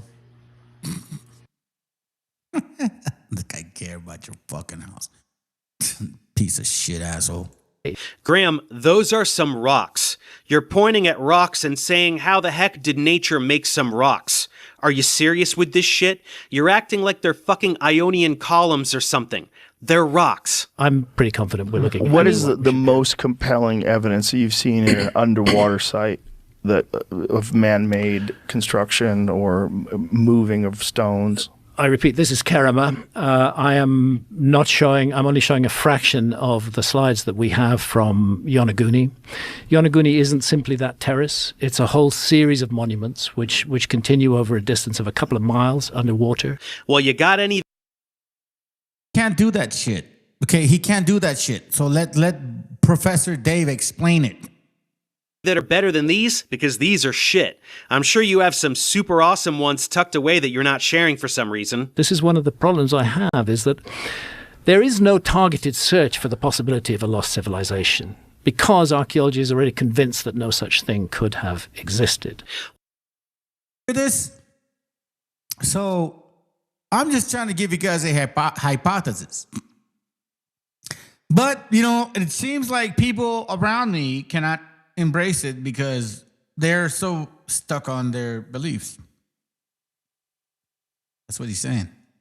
What the hell are you talking about? No targeted search for a lost civilization? That's literally all of modern archaeology. They get satellite data to find potential sites and then go dig there. Archaeologists are trying to find ruins, Graham. It's their job. Get a grip. Yeah, I mean, so if you want to, Jamie, do you want to look up the site Pavlo Petri? Pavlopetri.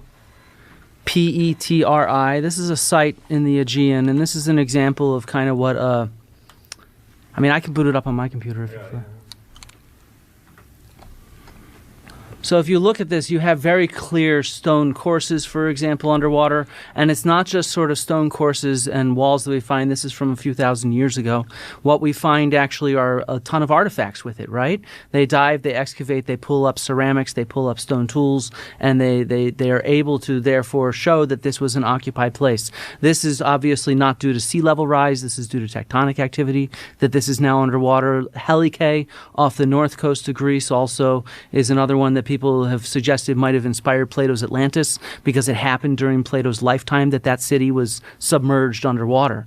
Uh-oh, this sounds like a little bit too much reality for this group to handle. Flint shows what underwater ruins actually look like, and they look a hell of a lot cooler than Graham's shitty rocks. Graham, any thoughts? You would expect that from the historic period. Yeah, we would. And so I would expect, though, if you're going to make an argument for something like Yonaguni, that it would look like architecture. Maybe even the type of architecture that you have. Looks like megalithic architecture to me. Looks like rock-hewn architecture. It looks like the rock-hewn areas at Sacsayhuaman, for example. Jamie actually pulled up some we pictures see of many those steps. different blocks at Sacsayhuaman. We see multiple courses of blocks stacked Do you know one on top of Sacsayhuaman? each Have other. you been there? No, I've never. Family, for so long, we let white people fucking say shit. So now there's another white guy that's saying some shit to him, and he's like not happy. How come it took another white guy to tell another white guy to fucking stop talking about our people? Why the fuck is our people letting white people talk about us? Seriously, think about it. Who the fuck are your leaders? Oh, that's right. People like Samuel who tell you, hey, listen, Jesus is right. Jesus is king. If you get a white woman like me, he'll be prosperous with you too. No, that's not that funny, bro. Seriously, man. Let's continue. Been there, Graham. So how can you possibly talk about it? Because I've seen photos of it. Well, I've been there dozens of times. Wait, In how fact, can you I actually was- talk I was- about I was archaeology? there- I was there. I was there just a few weeks Wait ago. a second. Okay, but let's look at the images so we can Let's look- There you go. Joe Rogan, fuck you, you little piece of shit, 452 motherfucker. All you can do is kick. That's it. You got a right foot. That's it. But if somebody can box you and shit inside out, they'll knock your ass out. You're a short little foot, 5'4", 5'2". Fuck, man, you're like 5 whatever. With a little bit of muscles, because you got steroids all over your ass. You ain't nobody, bro. You're a piece of shit fucking punk. I never liked your ass. You used to diss on the, what's his name? That's that fucking comedian Mexican dude, Encino and shit. You used to diss on him because he's like, oh, he's copying comedy. I don't like that he's like copying comedy and shit. And yet you're surrounded by stupid ass Cracker Barrel motherfuckers like you that steal comedy all the time, and you don't call them out. Hey, listen, you're no different than the simple ass Christmas Christians that I deal with every day, especially those Mexican ones, bro. I'm gonna say this to you, Mexican motherfuckers, all of you guys that are married to these white women. Fuck you, bro. I hope you burn in hell when the time comes. But let's look at the images, because Sacsayhuaman is a very complicated site. Yes, there are huge blocks. Wait, I don't envy you white women, because I could have had a lot of them. That's not why. It's funny. But let's continue. In the zigzag walls at Sacsayhuaman, but there are also huge rock-cut areas with steps in them. I don't understand how being there lets you talk about it better than me. You've been there as a tourist to see how archaeologists have conserved it and preserved it and presented it for people coming by. That is not the same thing as excavating a site. That is not the same thing with understanding archaeological literature. it's To tell me obvi- that I've not been there so I cannot So talk about it's obvious that archaeology. you're ignorant of the site, Flint. You're ignorant of the site am I because you don't ignorant know of what it? the site. Ignorant of the side, Flint. Because I'm a British guy with a Jewish bloodline. Don't question me. It looks like. You don't know instead the of- huge areas that are let's cut out not- of solid rock. Samuel, is this your daddy, bro? Because I can tell that you're listening to my channel, bro. Are you still listening to me? I know you are. You're infatuated with my shit. Is this your daddy? Let's just talk about blocks. There's Let's much not more to bicker it. here, and let's look at it and Yeah, discuss let's do it. that. I've been there and looked at it, so I know more than you. This is hysterical. Graham actually thinks he's dunking on Flint by bragging that his Netflix money lets him run around the world to play Indiana Jones pretend times, while Flint is busy at home doing actual archaeology, and Flint scolding him like he's a toddler is very satisfying. A whole rock-hewn hillside. I don't know. None of that looks like Yonaguni. This looks like actual architecture. Yeah, it is actually architecture. Yeah, I agree. Yeah. But this is not the picture that I would like to see. Not the picture Graham wanted to see. I think he wanted to see something that looks a lot shittier and more ambiguous, rather than very obvious architecture, so that it wouldn't so clearly contrast with the obviously not architecture from his underwater playtimes. Sacsayhuaman shows all those other things that are so clearly architecture. so clearly stone blocks fitted and piled onto each other. You don't quite see that level of sophistication at the Yonaguni site, but you do see some stuff that's very bizarre and doesn't look like it's natural. And I suggest if we were to look further and spend the money and investigate thoroughly, we would find a lot more. Aw, poor Graham looks so defeated when he hears Papa Joe admit that the underwater rocks don't look as cool as the real archaeological site. We gotta spend more money so we can find it, but those stupid archaeologists are so closed-minded. Flint, what is your position on that, specifically what he's talking about South America, that South America would be a place where an advanced civilization would thrive because it wouldn't, during the Ice Age time, because it wouldn't be experiencing the brutal cold that Northern Europe had? No, but I still think we'd want to find some sort of evidence of things like agriculture, right? And so we can look at the development of agriculture in South America and in Mesoamerica. I have slides on that. And we can see that we can see the transition from wild to domestic in real space and time. In which areas, though? So in Mesoamerica, we can see it with teosinte. Further south in the northern part of South America, we can see it with a variety of different crops. And these are all areas that are outside of the rainforest? No, some of them are at the edges of the rainforest. The whole episode should be like this. Joe asks the scientist an actual question, and we get an actual scientific answer, which explains how we've already documented the emergence of agriculture in South America, and it's not in the Ice Age. If you want to challenge this enormous body of knowledge, offer some evidence. So let's look at some of the Ice Age stuff that we can look exactly where Graham says we're not looking, and I want to show you what we do have. No, I say... Mind that this is the people that claiming to be that this land is Atlantis. We have tried to, I guess in a sense, understand like if that's the case. I don't think that's the case. And we're seeing it today. Check this out. You're not looking enough. Okay, but I want to show you what we find when we do look. Yes, Graham, we get it. Until the very last stone on Earth is overturned, you'll be clinging to this Atlantis of the Gaps bullshit. But you'll have to shut up for a while, since Flint has a lot of actual science to teach you. Let's get a hefty helping of the science, and then Graham's hot-headed reaction. So I want to talk about one of his surveys that he actually did in the upper deserts of Egypt, above Abydos. Abydos is famous because that's where the pre-dynastic dynasty came from in Egypt. But up in the upper areas, him with Deb Olszewski and Shannon McFerrin, they went and they surveyed 2,100 different places where, based on sort of the geology of the areas, they thought there was a decent chance that people might have been there in the past because of it being not a desert environment, but more of a savanna, more green. And because of erosion, there might be stuff visible. Right? So they targeted these areas and they found, nearly 200 different sites, all dating to the Ice Age, dense scatters, some of them dense, not all of them were dense, like this one on the right, of lithics, of stone tools that showed people working in place, and they mapped them out in the desert. They have 36,000 different artifacts that they found in this survey. This site's underwater. They all date to the end of the Ice Age. And so they're lithic scatters, just like my dad found in the Sahara Desert, of hunter-gatherers underwater sites, though. And so let's see what some of these look like. Can I ask you something? How do they go about choosing these areas to search?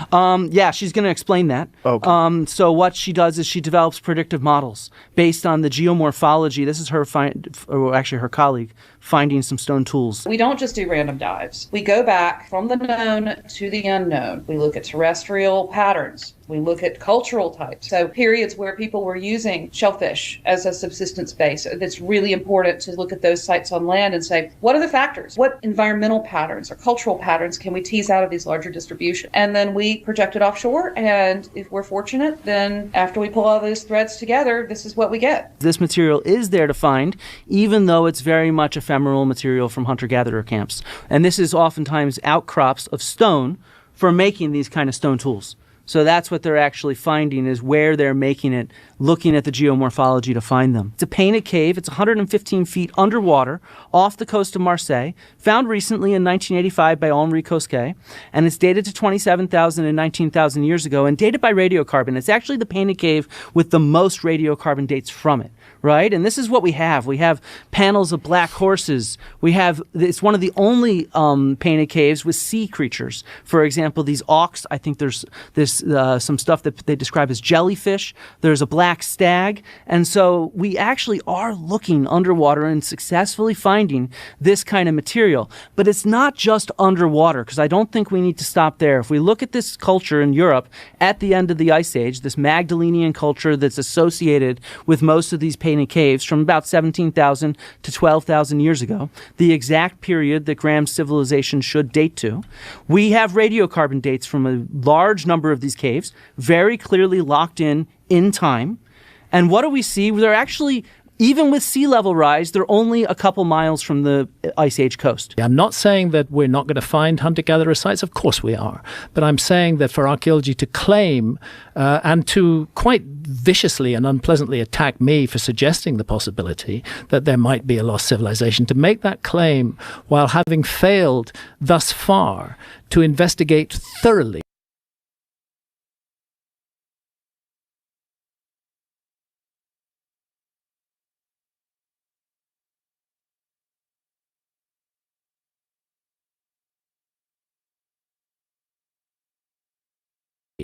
the vast areas of the submerged continental shelves, the vast areas of the Amazon rainforest, the vast areas of the Sahara Desert that have not been investigated, that claim is premature and that claim is disingenuous. But we have thousands of sites from these areas. I don't care how many sites you've got. Give me a second. There's 3,000 underwater sites that have been found. Graham, working with archaeology is working from the known and what we actually have towards the unknown. And when you say that we're not investigating these areas, I'm showing you that we have. We have evidence from all... I admit you have. Okay, so let me explain and share with people. Don't misrepresent me. I'm not misrepresenting you. Of course you've surveyed some of those areas, yes. We've surveyed quite a bit of them, and quite a bit of them are on What do you mean by quite a bit?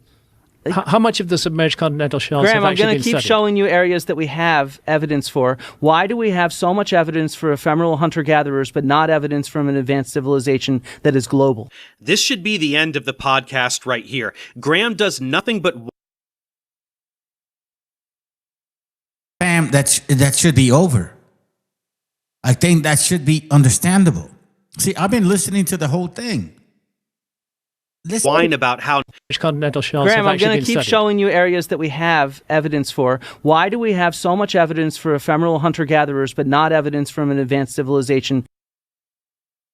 Graham Hancock was the one that told all of us that the Olmecs are not from here, that the Negroes were here, white people came here, all kinds of fucking here.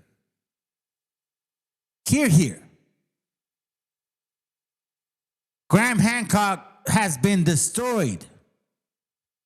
Oh, that's gonna hurt! Fuck that puto! Fuck that puto! But he's gonna continue to lie. Listen.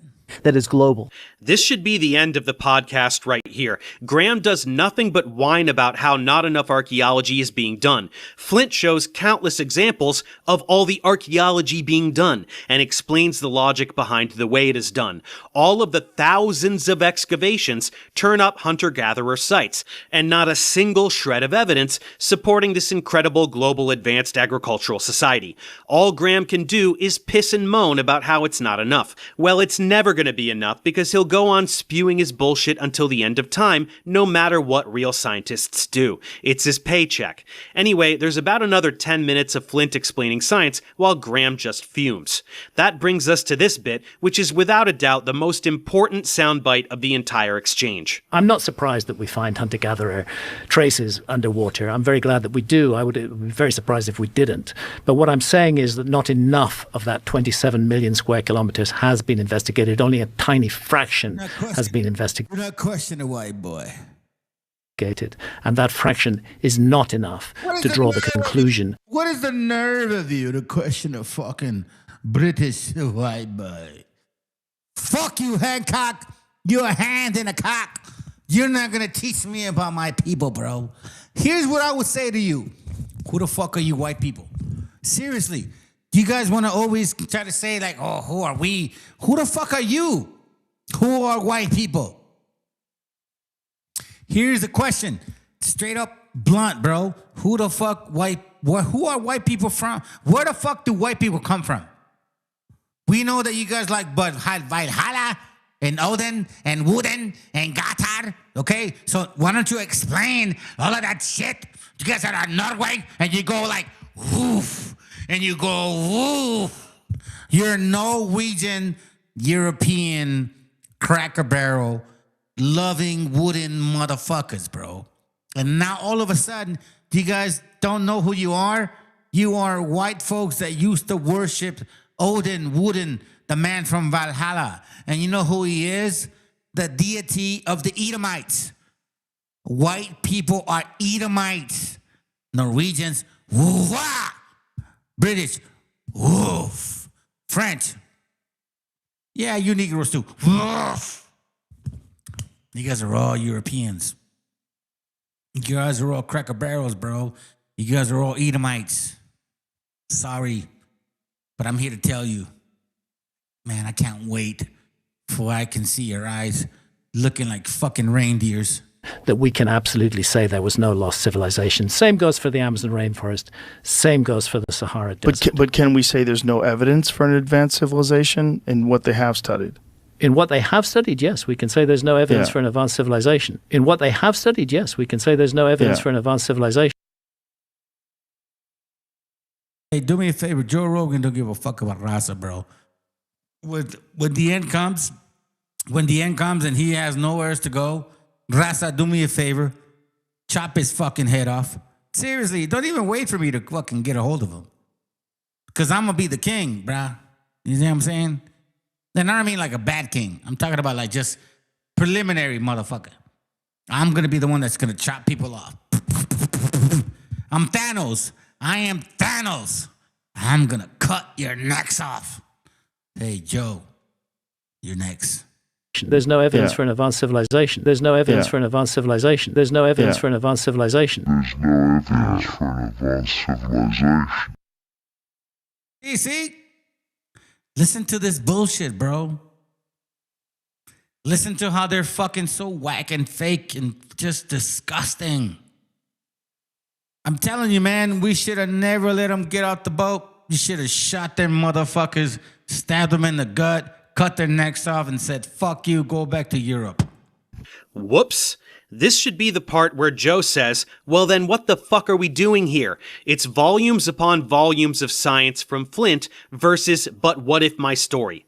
It's pathetic, but it gets much worse. Let's get to the accusations. You have great influence on media and culture. You say that you just have a small YouTube channel, and that's true, Flint. You do have a small outreach on YouTube, but you have a much larger outreach with journalists. Flint and his colleagues have really created a huge fuss in the media about me. I mean, this is just a small example. Satan loves Graham Hancock the most. But wait a minute. Not me. But hold on. They didn't post that, right? Who? That No. Satan loves Graham Hancock the most? I'm talking about Flint's influence on media. Can I? Hey, listen to you, Hancock, fucking German piece of shit. No, none of us like you. You've been lying about our fucking heritage for a long time. What are you talking about? Nobody likes you, Cracker Barrel. You've been debunked. Seriously, man, this is why I love to see this shit. This is why I love to see you fucking white people get so shriveled in your own space. I love it. Show me. Okay, but hold on. But you can't connect Flint to that. Go back to that image again. You can't connect Flint to this. Well, that was pointless. Someone called me Satan, and it's Flint's fault. To Joe's credit, he isn't buying it. So a lot of my media influence has to do with you announcing this conversation. The media rarely ever got in touch with me about you until you announced this conversation over a year ago. And then since then, I've had plentiful journalists get in touch with me to comment on things related to your show. So you're the one that's actually given me this media platform. I do not go to these journalists at all. They contact me. And which is great because because I was watching this potential debate between these two people. This guy got sick. I guess apparently he had some kind of cancer concept or something to that effect. And obviously, you're not going to rush him, regardless of how the fuck bad you think you're going to fucking debunk him. You know what I mean? Like, you're like, nah, bro. I hope you're well, man. Shit. I'll try to help you. Because you don't want that. You don't want that. You don't want that. at all. But nah, bro, the man got look. This is what I also noticed too. And I think other channels might have mentioned it, and I was kind of wondering about that. Like he was like, he had his suit and his hat, and he had these earphones on.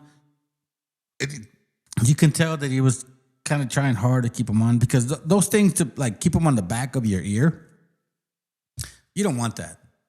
You want these earphones on top of your head, and you want the microphone in front of your face, right? And you don't want no cables around you. And unless you're the one that's going to be typing around and shit. And I'm telling you right now, fam, I got my keyboard in front of me, but I don't want my fucking thing behind me. It doesn't, you can't even hear it. So this little man, bro, he maintained. And he checked this piece of shit bastard motherfucker right here. This little 5'2", maybe. He's like, oh, I can kick a bag really hard. I can kick a bag really hard too, bro. I play soccer. And I can kick a bag with both legs. Harder than you. But that doesn't make me a fucking street fighter. You know what I'm saying? Like, I mean, I was, but just because I can kick that hard. Is just a bunch of victim complex bullshit. Graham's not pleased with this swing and subsequent miss, so it's time to accuse Flint of calling Graham racist. Flint Dibble says Hancock's claims reinforce white supremacist ideas, stripping indigenous people of their rich heritage, and instead giving credit to aliens or white people. Actually, I've never. True. What are you talking about? You're saying that we don't have the capability of actually building these structures, even though we've showed it consistently in every situation where you can put us in an environment where we are triggered to measure and use masonry concepts, which is what you're part of, you fucking piece of shit. I know you're a Mason. You're not going to admit it, right? But let's continue. Did you really say that? No, I said that this idea of Atlantis, the way it goes back 200 years, it has been used for those reasons. So are you saying your quote is incorrect? I think that it's editing me out of context, Graham. I've never called you a white supremacist or a racist. No, you've said that. Hang on, that's because you're very, if I may say so, very slippery in the way that you deal with, because you know perfectly well that saying that my work encourages. He says that he's very slippery. The guy that's wearing the fucking microphone to the back of his ear, and he don't want to move around too much because he got a hat on and shit and a suit, and he's like not trying to insult people. Apparently, he wants to keep his hat on, right? It's also his demise, whatever.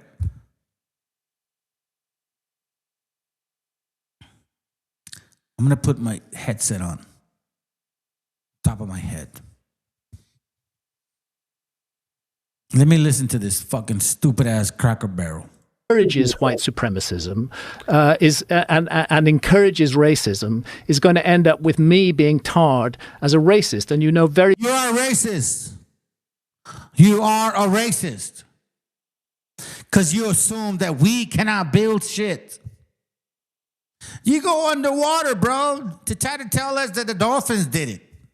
Well, that tarring somebody as a racist in this day. Look, fuck no, bro. Like, see, that's what that kid fucked up. You're like, no, Graham, no, fuck. You'd be like, okay, Graham, whatever. You're a cocksucker, bro. You're just a weak ass little bitch. You are calling our fucking civilization as stupid and dumb. Fuck you, white people, bro. Fuck you, white people. Okay, do me a favor. Who the fuck are you guys? Where do you come from? Please tell me, somebody. Please tell me. Where do white people come from? Where the fuck do white people come from? People like this motherfucker. Look, the results there. You Cracker Barrel, you Ashkenazi motherfuckers, you dirty, dumb fucking Israelis or Jews, whatever the fuck you are. Like, where are you guys from? You're not from the Americas. You're not from the Middle East. You're from Europe. You are from Europe. Down there. Everything about you is European. The way that you fucking move, the way you dance, the way that you make food, the way that you talk, the way that you raise your kids or your elderly. Listen, all you white people, bro, this is what you guys are good at. Okay? Getting rid of your kids when they're 18 and getting rid of your parents when they're 65. That's what you white people are good at. There's absolutely nothing you brought to the Americas that benefited anybody at all. You brought your fucking disgusting savagery attitude because you did this shit over there. Listen to me. You didn't take care of your kids over there. As soon as they turned 18, you kicked them out. As soon as your mom was 65, you got rid of her. And you came over here and you did the same shit. You nasty white people, bro. Oh my God. Hey, do yourself a favor, bro. Do yourself a favor. Every single dude that comes to my channel and tries to tell me that it's better to like love everybody, bro. Do yourself a favor, motherfucker. These are the same young girls that were promiscuous in high school, that slept with your friends and said it was okay. And then all of a sudden was like, oh my God, I love you. Fuck you. We are never going to go back to that white shit. Make no mistake, Hancock is a white supremacist like Trump. Look at It's this racist fiction pretending to be These are science. not my words. But Look, I'm talking about your influence on media and culture. You cite 19th century sources, you cite 16th century sources, and I label those as racist. And I see it as a problem to readapt those kind of sources without critiquing them, because this idea of a white Atlantis is what existed in the 19th century. I have no such idea. But you might not, but you're citing those sources uncritically. Why should I not cite And them? I never make that the foreground of anything that I write. I put that in there as a paragraph, and I say he should not be citing these kind of sources without critiquing them. Man, none of Graham's tactics are sticking. Archaeologists don't archaeology enough. Here are thousands of sites, no evidence for your dumb stories. Flint's controlling the media. You're the one with the Netflix show. Flint accused me of being a white supremacist. No, you just reference white supremacist sources and also objectively spew rhetoric that fuels racism. The optics have been pretty bad so far, and we're only halfway through. This is what I'm saying, bro. This is what I'm saying, bro. When you try to say some shit, I brought you over here, but you're basically spewing the same bullshit at all. And supposedly they got history. So that's a good point, though. That's a good point. So I think what you're saying is the Roman Greek mythology is very new. Is that what you're indicate the truth of, or answer the question? Assertion. Okay. So right here, it just said that the Egyptians came from where? Came from the Yucatan people, right?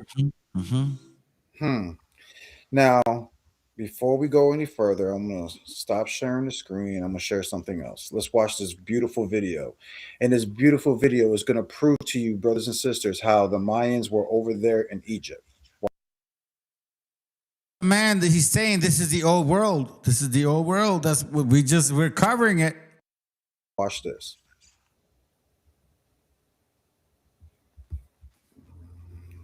How do I stop? Just switch the window. Because I wanted to understand this concept. I didn't question the brother on my channel as we were talking about it because I didn't think it was fair if I invite somebody and then I start questioning. That's not right. You know what I mean? It's like, hey, come over to my house, bro. Hey, fuck you, bro. I don't understand it. Nah, you don't do that shit. Let's continue.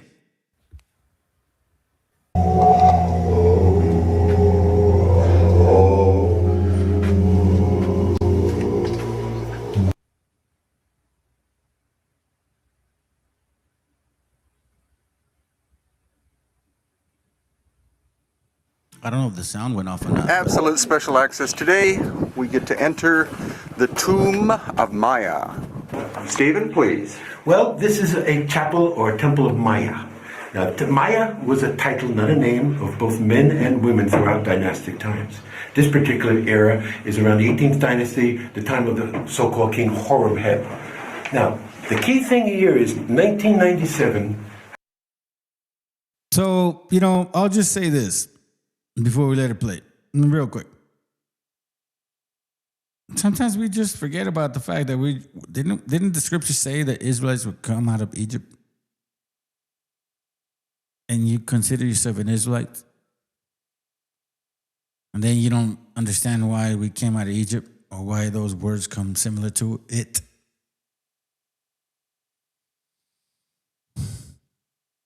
You guys understand too that the fact that Egyptians is where we learn the concept of a virgin mother and a son, right? Okay, let's continue. A king came to the United States, to California. He and my research partner, Bob Botter, and I met him for a couple of weeks, and we discussed.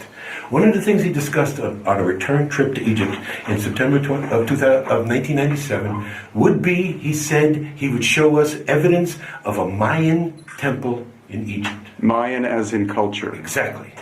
And I said, this I never heard of. No, it's not in any text. No one has ever mentioned. Okay, we came here. This was arranged differently then. A lot of this is new construction. It was not this way in 1997. First of all, I looked on the wall. Behind you, you see that is Maya, but he looks typically commissioned. Right. And I'm looking around, typically commissioned. All the looks. So Hakim would use the expression, well, Stephen, when in Rome, do as the Romans do. He's living in Kemet. He's going to pass in Kemet, so he's portraying himself as a Commission. So I said, well, Papa, this is great, but I can't go with this in front of an academic audience. They'll laugh me off the stage. There's nothing here to identify with the culture we're talking about. But then there was a keeper like this gentleman here, was here, didn't speak any English, but saw that I was perplexed. He said, come here. This then was boarded up with just a wooden door. And there was latches there. He threw away the wooden slabs, opened the door, and he said, look up. And that is the key. Took a picture in 1997, sent it to Mayan daykeeper Hanbat's men. He said he recognizes this as the language of the Itza people, whereas Chichen Itza, he said, is an ancient language. But a lot of people know. Oh, so let me ask you a question, you stupid fuckers. You see this in Egypt. You see the similarities in the languages of our people. You see the similarities in how we look. You see the similarities in a lot of stuff that we do.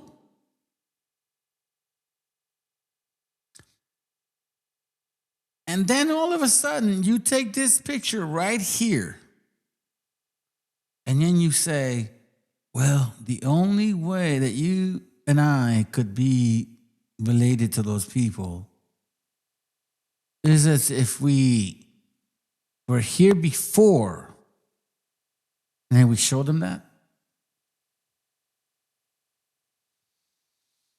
Okay. Not sure about Hanbat's men. So we went one step further. In 2010, I got to meet Damalahanusul Ojaj. He is the wisdom keeper, the head of the Quiche Maya of all of Guatemala. I showed him this picture, and his eyes went as big as saucers. And he said to me, that is the language of my ancestors. That is a calendar. That is telling the date of when Maya was here. And how we can't read it, he can't even still read it, but he knows that the circles and squares and different colors, arrangements, and the spokes in the wheel are indications of a date.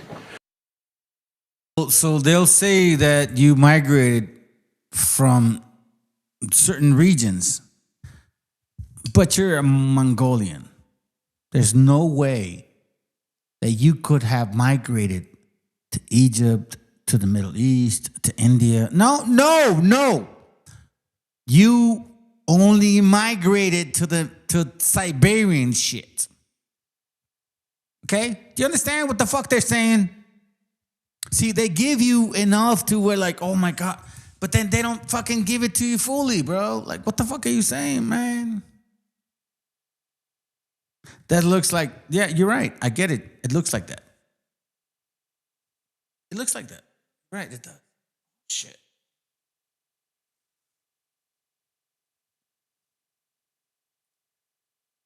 But you realize that, it looks like that in a lot of places. So, this has never been discussed by any Egyptologist. They cannot put this in a Commission context. There is nothing, or maybe there is others that Yosef has seen, but there's nothing like this in the rest of Egypt.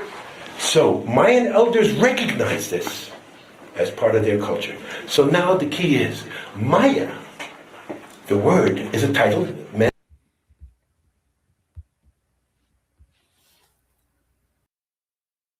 Some fucking Cracker Barrel telling me my history, bro. I'm sick of you white people telling us everything about us.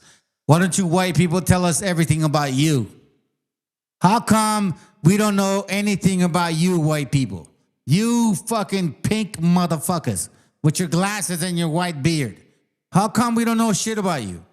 You're so interested in everybody else but yourselves. Come on, man. We're sick of this shit. Where the fuck is your heritage, white man? That's crazy. Where is it? Bro, where is your heritage? I'm sick of you telling me about who the fuck I am. Or what, hey, look what we found. Who the fuck are you, white boy? Where the fuck you white people come from? You pink ass, little bearded ass, ugly motherfuckers. Where do you come from? It really is, man. I have a couple books about it, like India, and India mentions that name as well, Maya. I wish I knew where I put it. It's funny, I just haven't gotten really into it. I've looked at a reference, like, kind of ran through it real quick, but not necessarily like, okay, where's this connection coming from? Now, I will say this, there is, and I think all of us, well, at least for me, one of the main questions, and I remember mentioning this to you, it's kind of, the brother actually asked just now, just real quick, we'll throw one question in there while you're moving. Question. Here's the fucking question, Jose Vega. How come he couldn't answer this?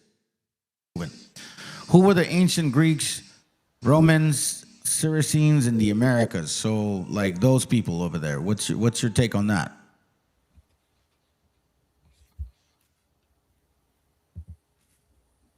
No, I'm sorry. Say again.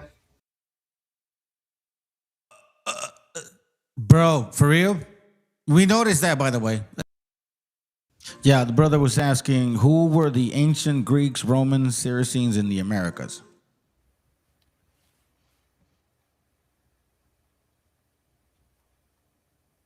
Who will be the Romans, the Grecians, and things of that nature?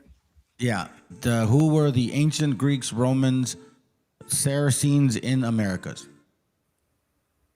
Well, like I said, those things came later on, right? So that's. Did you hear that?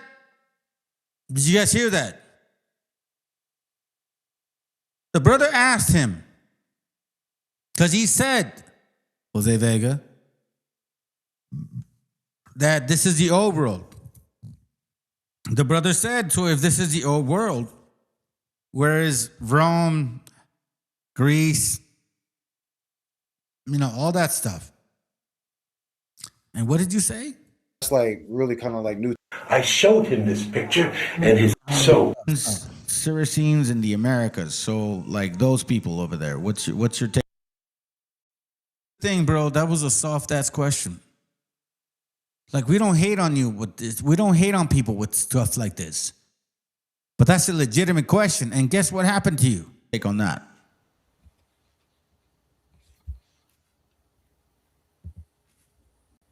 No, I'm sorry. Say again. Yeah, the brother was asking, who were the ancient Greeks, Romans, Saracens in the Americas?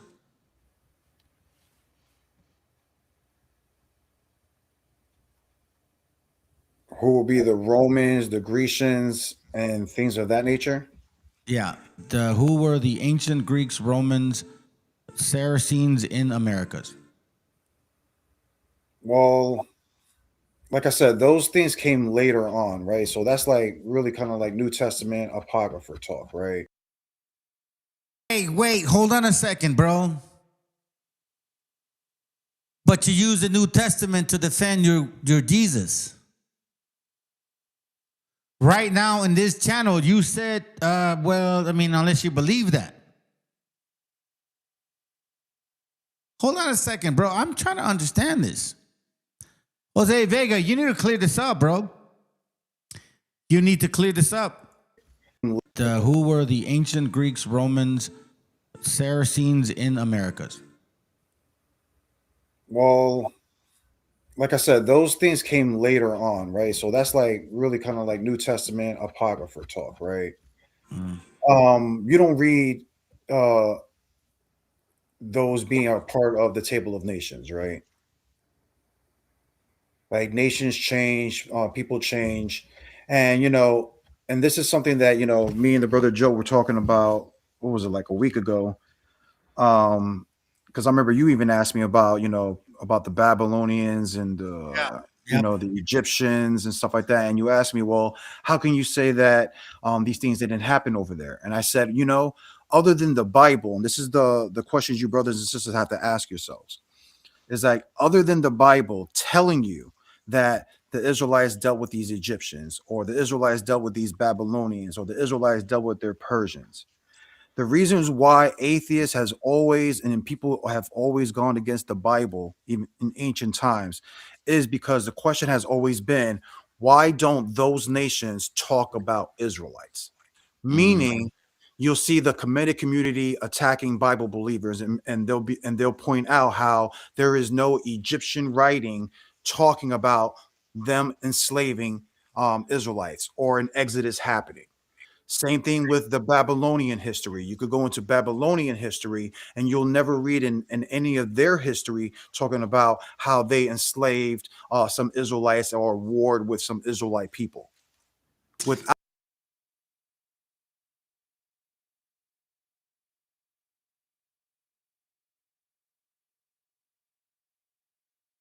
Let's just get through a couple more highlights before moving on. Do you think there's such a thing as big archaeology? No. Oh, how odd. Because here you are, Flint Dibble, January 23rd,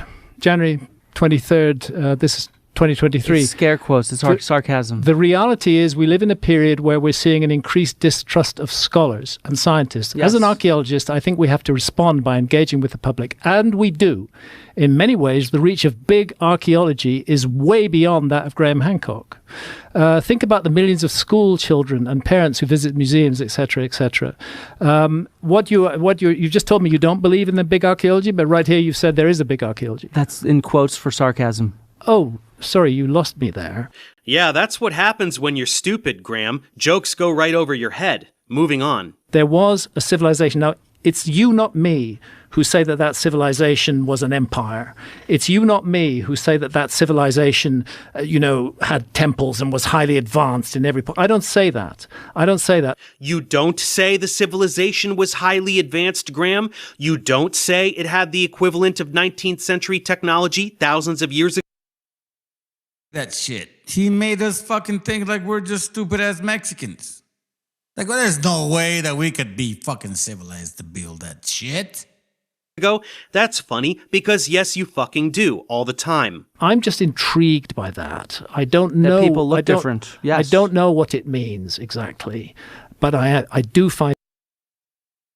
This is the topic that's, in case you guys incidentally didn't notice, they are debunking the fucking wobble Negro bullshit, flat nose, thick lip Negro concept that supposedly they were here before us. Some civilized ass bunch of fucking stupid people. Oh, yeah, you're right. Oh, you just barely got it? You guys barely just got it? It intriguing. And I see this as actually an example of the problems here, because you cite Spanish colonial literature about, say, a white Quetzalcoatl coming. You talk about this as different kinds of people. Yes, you do in Fingerprints of the Gods. We got to get correct on this. We got to get correct on this. Are you saying that the whole story of the bearded, pale-skinned Quetzalcoatl? You see that? You see that? Are you saying the whole story of that bearded white guy is not real? Are you saying? You see, you stupid fucking dumbasses that believe this fucking Cracker Barrel. Yeah, are you understanding what he's saying now? Finally, for the first time, somebody exposes his ass. I hope you hear it. You see, I never fell for this shit, but a bunch of you stupid ass Mexicans did. Listen, man, I'm telling you right now, I'm not your typical raza, homie. I'll call you motherfuckers out all day. But guess what? It's okay if you get it wrong. I just don't want you to be stupid and get it wrong. Listen to this. Premises like Trump. Look at TV this, out there, but it's look at racist this title. fiction pretending to be These are science. not my words. But Look, no, I'm talking about your influence on media and culture. You cite 19th century sources, you cite 16th century sources, and I label those as racist. And I see it as a problem to readapt those kind of sources without critiquing them, because this idea of a white Atlantis is what existed in the 19th century. I have no such idea. You see? For all you stupid motherfuckers that want to say Atlanta is Atlantis. Atlanta is Atlantis. All you're doing is just regurgitating white fucking privilege. Negroes are like, oh my God, Atlanta is Atlantis. We're going to get our land back. Fuck you, Negros. Hey, white people ain't giving you shit because it was never your land. Why are you going to be Bro, I'm just going to fucking say it. Why do you believe a dumb Puerto Rican, bro? I'm sick of y'all listening to dumb Puerto Ricans, bro. Puerto Ricans don't know shit. They don't have the word. You know what they are? They're not Ephraim. You want to know what they are? Most of them are fucking mixed with Canaan. And they want to tell me that I'm mixed with Canaan. Bro, I'm telling you right now, bro, I'll put up your DNA real quick and your Islander whole concept, and I'll embarrass your asses. I have proven more facts than you motherfuckers have ever have. This is sad, bro. This is sad, man. I had to go here. But you might not, but you're citing those sources uncritically. Why should I not cite And them? I never make that the foreground of anything that I write. I put that in there as a paragraph, and I say he should not be citing these kind of sources without critiquing them. Man, none of Graham's tactics are sticking. Archaeologists don't archaeology enough. Here are thousands of sites, no evidence for your dumb stories. Flint's controlling the media. You're the one with the Netflix show. Flint accused me of being a white supremacist. No, you just reference white supremacist sources and also objectively spew rhetoric that fuels racism. The optics have been pretty bad so far, and we're only halfway through. Let's just get through a couple more highlights before moving on. Do you think there's such a thing as big archaeology? No. Oh, how odd. Because here you are, Flint Dibble, January 23rd, this is 2023. It's scare quotes, it's sarcasm. The reality is we live in a period where we're seeing an increased distrust of scholars and scientists. Yes. As an archaeologist, I think we have to respond by engaging with the public, and we do. In many ways, the reach of big archaeology is way beyond that of Graham Hancock. We respect fucking piece of shit old man when he got dissed. Why the fuck do we accept him in our fucking forums or our buildings, or anybody that wants to tell us who Raza is? Never again should you let this piece of shit ever tell you who you are. Fuck these fucking white people, bro. They don't know who you are. They assume. This is why I say, listen, bro, tell us who you are. Cracker barrel, dirty bastard white people, please tell us who you are, bro. Stop trying to figure out who we are. Tell us who you white people are. Look at this guy, dude. Look at it. Look at him. He's grabbing his neck, bro, because he don't even know how to handle this shit. I'm telling you, man. I'm telling you, brothers. It's time to destroy these cracker barrel motherfuckers. Think about the millions of school children and parents who visit museums, etc. Bro, holding on his neck. Bro, this guy doesn't... Dude, he's trying to pull his neck back in his throat. He's pulling his neck back in his throat. This is a nasty-ass white person, bro. I will never listen to your fucking funky-ass, dirty-ass, non-brainiac way. I'm going to say this to you. I'm going to say this to you right now, white folks. You impress us for a little while. You kind of had us for a bit. Now we know that you're just a bunch of serial killers that have a lot of thoughts in your mind, etc. You just told me you don't believe in the big archaeology, but right here you've said there is a big archaeology. That's in quotes for sarcasm. Oh, Sorry, you lost me there. Yeah, that's what happens when you're stupid, Graham. Jokes go right over your head. Moving on. There was a civilization. Now, it's you, not me, who say that that civilization was an empire. It's you, not me, who say that that civilization, had temples and was highly advanced in every point. I don't say that. I don't say that. You don't say the civilization was highly advanced, Graham? You don't say it had the equivalent of 19th century technology thousands of years ago? That's funny, because yes, you fucking do, all the time. I'm just intrigued by that. I don't know. That people look different. Yes. I don't know what it means exactly, but I do find it intriguing. And I see this as actually an example of the problems here, because you cite Spanish colonial literature about, say, a white Quetzalcoatl coming. You talk about this as different kinds of people. Yes, you do in Fingerprints of the Gods. We got to get correct on this. We got to get correct on this. Are you saying? It does say the Quetzalcoatl. You're like, oh, there's a Quetzalcoatl. He's a white man. He's a white man. Didn't I show you guys a video? I told you, bro. Fucking cracker. Nasty ass bastard.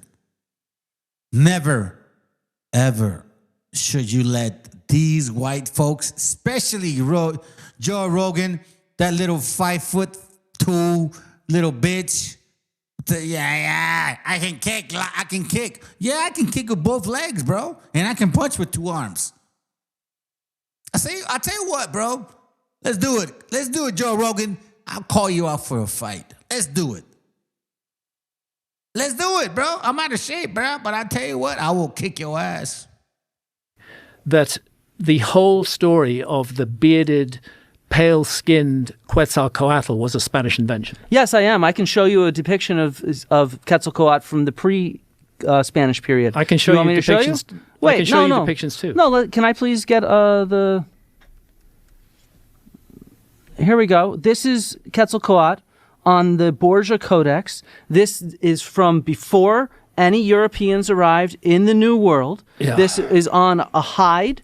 Man, you have to hand it to Flint. He really did his prep on this. And Graham's exasperated sigh upon being proven wrong within seconds of making this claim is music to my ears.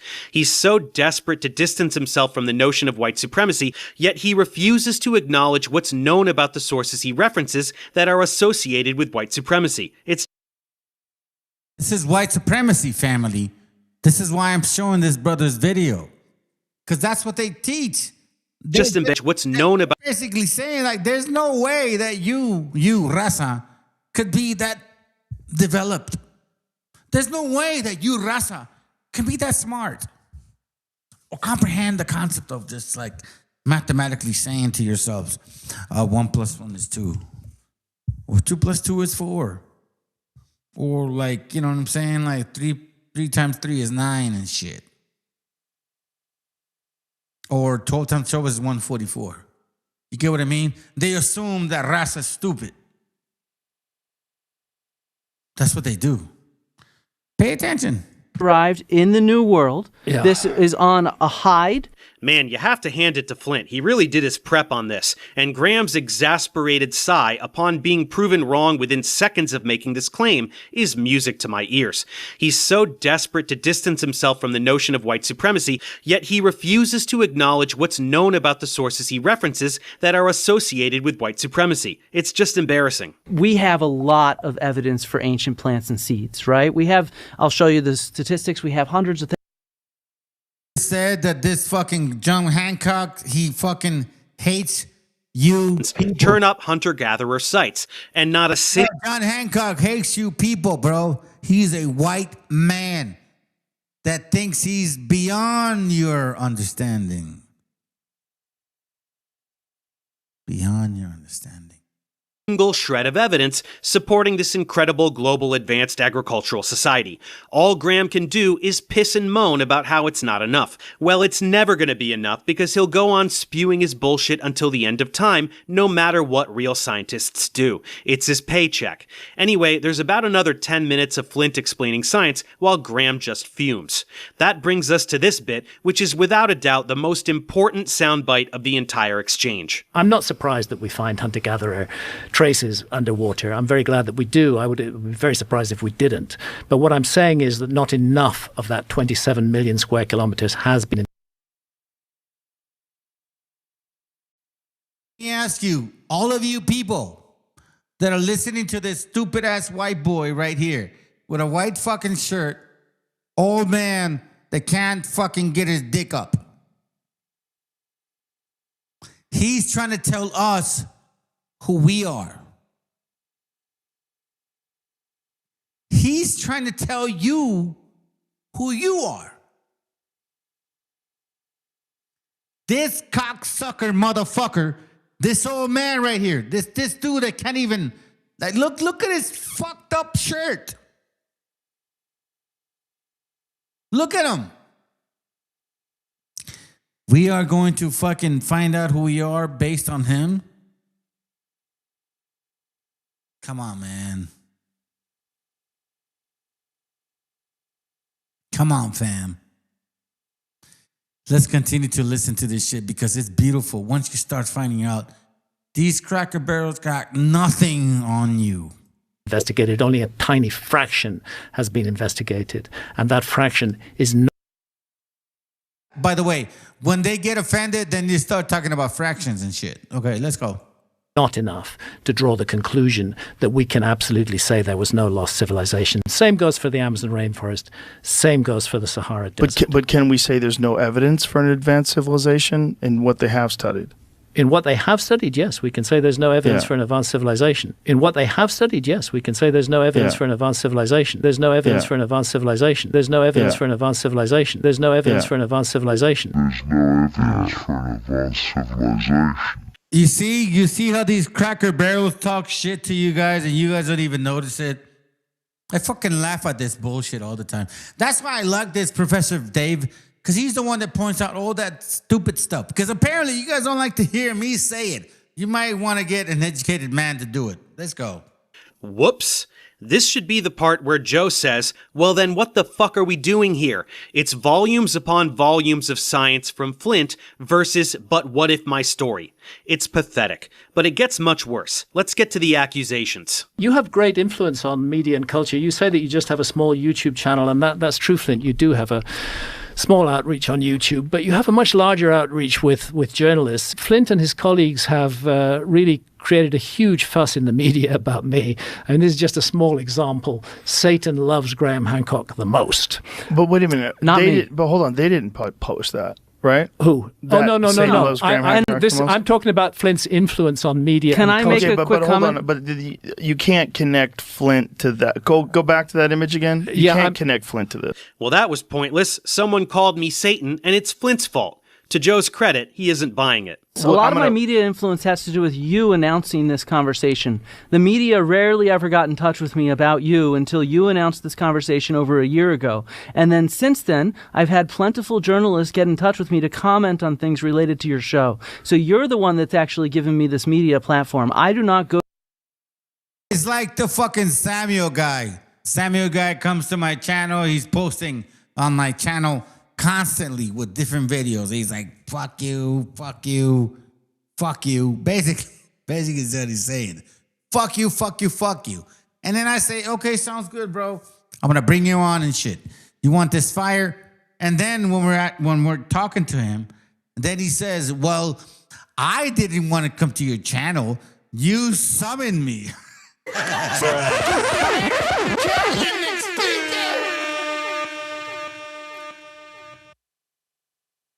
Did you really want to impress your wife with that stupid shit, bro? Man. Did you really want to impress your wife with that stupid shit, Samuel? I know why you love white people, bro. That's your style, homie. You are... Okay, whatever. Let's go. To these journalists at all. They contact me. And which is great, because that's why you're here. And I'm happy you're here to do this. And I think we could do this amicably. We can discuss these things. Hilariously,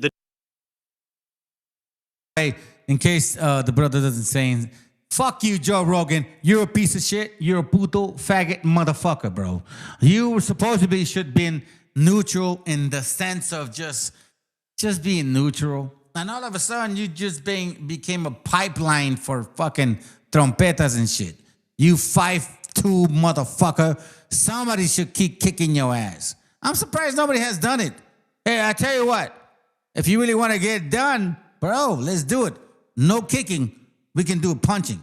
Let's see if you got down the balls to do it. The truth is the precise opposite of what Graham claims. From the public's perspective, Flint was an unknown archaeologist. Graham has an enormous Netflix show.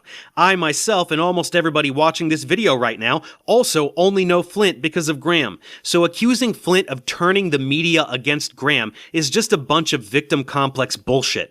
Graham's not pleased with this swing and subsequent miss, so it's time to accuse Flint of calling Graham racist. Flint Dibble says Hancock's claims reinforce white supremacist ideas, stripping indigenous people of their rich heritage, and instead giving credit to aliens or white people. Actually, I've never... Did you really say that? I don't know if he said that, but that's really the case. Joe Rogan, you're an Italian Nazi. You don't like Mexican food. You voted for Trump to deport families and children. And you have the nerve to shake the hands of a Mexican when they fight in front of you. You piece of shit. Listen, I'll tell you what, bro. I don't know how to really like kick and actually, I do. No, I can't. Because I'm a little broken on my hip. But I'll tell you what. I know somebody that can whoop your ass. No, I said that this idea of Atlantis, the way it goes back 200 years, it has been used for those reasons. So are you saying your quote is incorrect? I think that it's editing me out of context, Graham. I've never called you a white supremacist or a racist. No, you've said that hang on, that's because you're very, if I may say so, very slippery in the way that you deal with, because I don't give a fuck. You are racist. You're a Cracker Barrel motherfucking racist bastard.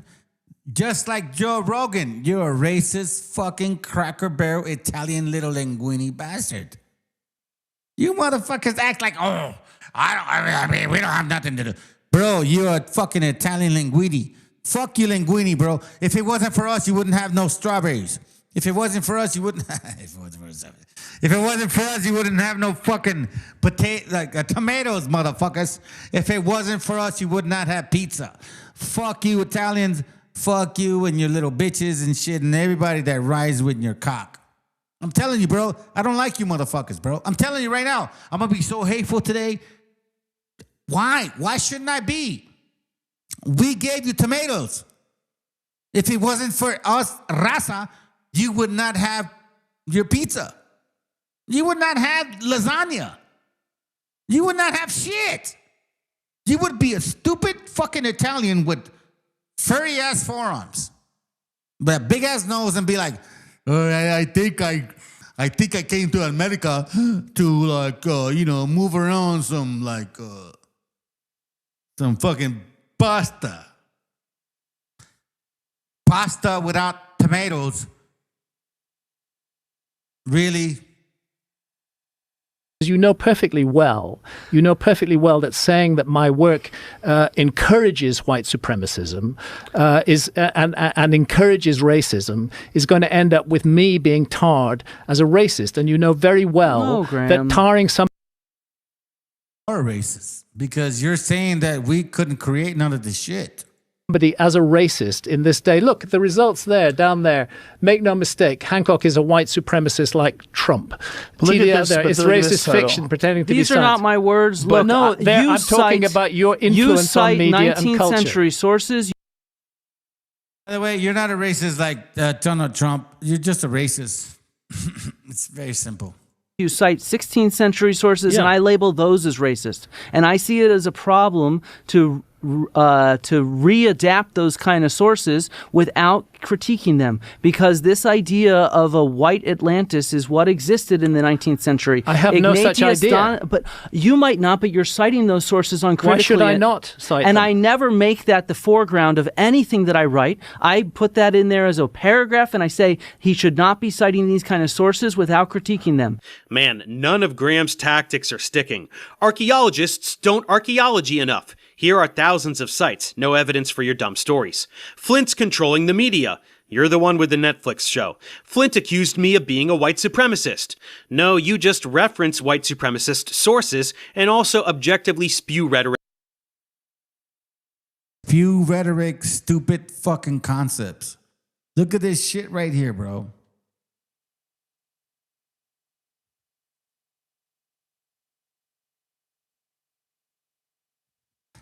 How come we don't ever realize that cracker dirty barrels are just what they are?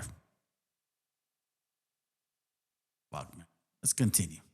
That fuels racism. The optics have been pretty bad so far, and we're only halfway through. Let's just get through a couple more highlights before moving on. Do you think there's such a thing as big archaeology? No. Oh, how odd.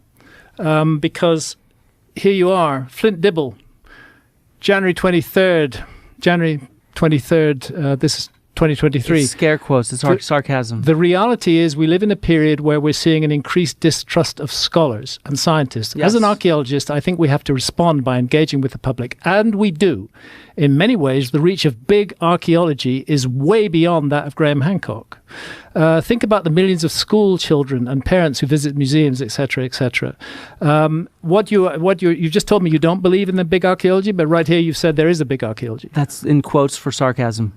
Oh, sorry, you lost me there. Yeah, that's what happens when you're stupid, Graham. Jokes go right over your head. Moving on. There was a civilization. Now, it's you, not me, who say that that civilization was an empire.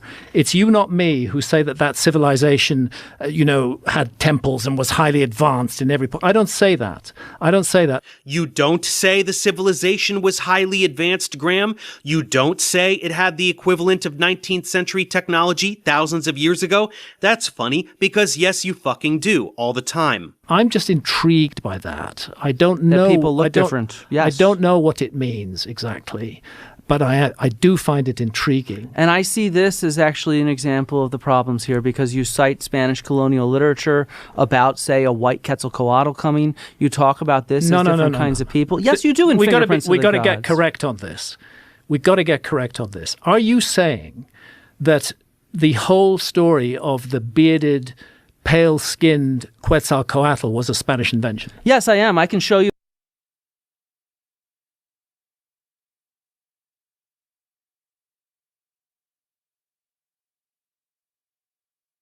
a depiction of literature about, say, a white Quetzalcoatl coming. That's funny, because yes, you fucking do, all the time. I'm just intrigued by that. I don't... This is exactly my point, family. Like, at what point are we going to start, literally, listen to this shit. That people look different. Yes. I don't know what it means exactly, but I do find it intriguing. And I see this as actually an example of the problems here, because you cite Spanish colonial literature about, say, a white Quetzalcoatl coming. You talk about this as different kinds of people. Yes, you do in Fingerprints of the Gods. We got to get correct on this. We got to get correct on this. Are you saying that the whole story of the bearded, pale-skinned Quetzalcoatl was a Spanish? You see what I mean? Why do these motherfucking cracker barrels have the nerve to explain or even talk about our people? Oh, well, hold on a second. I have the authority of, they can't even say it right. Quetzalcoatl. You can't even fucking say it right, you stupid fucking cracker barrel. You dumbass white boy. Quetzalcoatl. Can you at least say that shit? Is that possible for you? No, it's not. See, this is why I'm so sick of this fucking bullshit, bro. Fuck you, Joe Rogan. Somebody can kick his ass, man. I hope you guys can fucking grab his little short-ass 5'4", pick him up and kick him around and shit. And just fucking, just like drag him into a bag, bro. And just fucking get rid of him. Straight up, bro. Because you want to know something? He's no different than these stupid-ass racist bastards. Spanish invention. Yes, I am. I can show you a depiction of Quetzalcoatl from the pre-Spanish period. I can show you depictions. Wait, I can show you depictions too. No, can I please get the... Here we go. This is Quetzalcoatl on the Borgia Codex. This is from before any... Do me a favor, bro. Anytime you see that stupid ass little 5'4", little midget, little 5'2", little 5'3", little midget. Kick his ass, bro. Fuck him. He don't like you, bro. He don't love you. He thinks you're a piece of shit. Seriously, you guys don't even get it, do you? You see, he only cares about you as long as he feels better about himself. That's what happens with 5'4", 2 or 3 little midget motherfucking little cocksucker motherfuckers. Fuck you, Joe Rogan. Europeans arrived in the New World. Yeah. This is on a hide. Man, you have to hand it to Flint. He really did his prep on this. And Graham's exasperated sigh upon being proven wrong within seconds of making this claim is music to my ears. He's so desperate to distance himself from the notion of white supremacy, yet he refuses to acknowledge what's known about the sources he references that are associated with white supremacy. See, Joe Rogan tries to hide behind that. I'm not a white supremacist. I'm just like neutral. Fuck no. Fuck no. You're a racist white boy. You're a racist 5'4", 5'3", little midget fucking racist white boy. And you're at your channel and you think like, oh, it's so cool. It's so cool. Somebody's going to figure your shit out. And I hope they do really soon, bro. Just like they stripped that fucking beach over there in the front of the lawn. It's not a beach. Of course not, it's not a beach. Stupid ass lawn. I hope they cut your ass the same way. It's just embarrassing. We have a lot of evidence for ancient plants and seeds, right? We have, I'll show you the statistics, we have hundreds of thousands, millions of these just from the time period of thinking about domestication. And we see this shift from shattering to non-shattering in barley, in wheat, in rice, in every single grain species that we have domesticated. What bearing does that have on getting rid of a lost civilization? I'm going to get there. Like, again, it's not about getting rid of a lost civilization. I'm actually here to show that there's no agriculture at all in the Ice Age. Yes. It doesn't have to do with a lost civilization, but that's a key component of your civilization. So the second trait... Well, there's no agriculture at all amongst the Inuit either, right?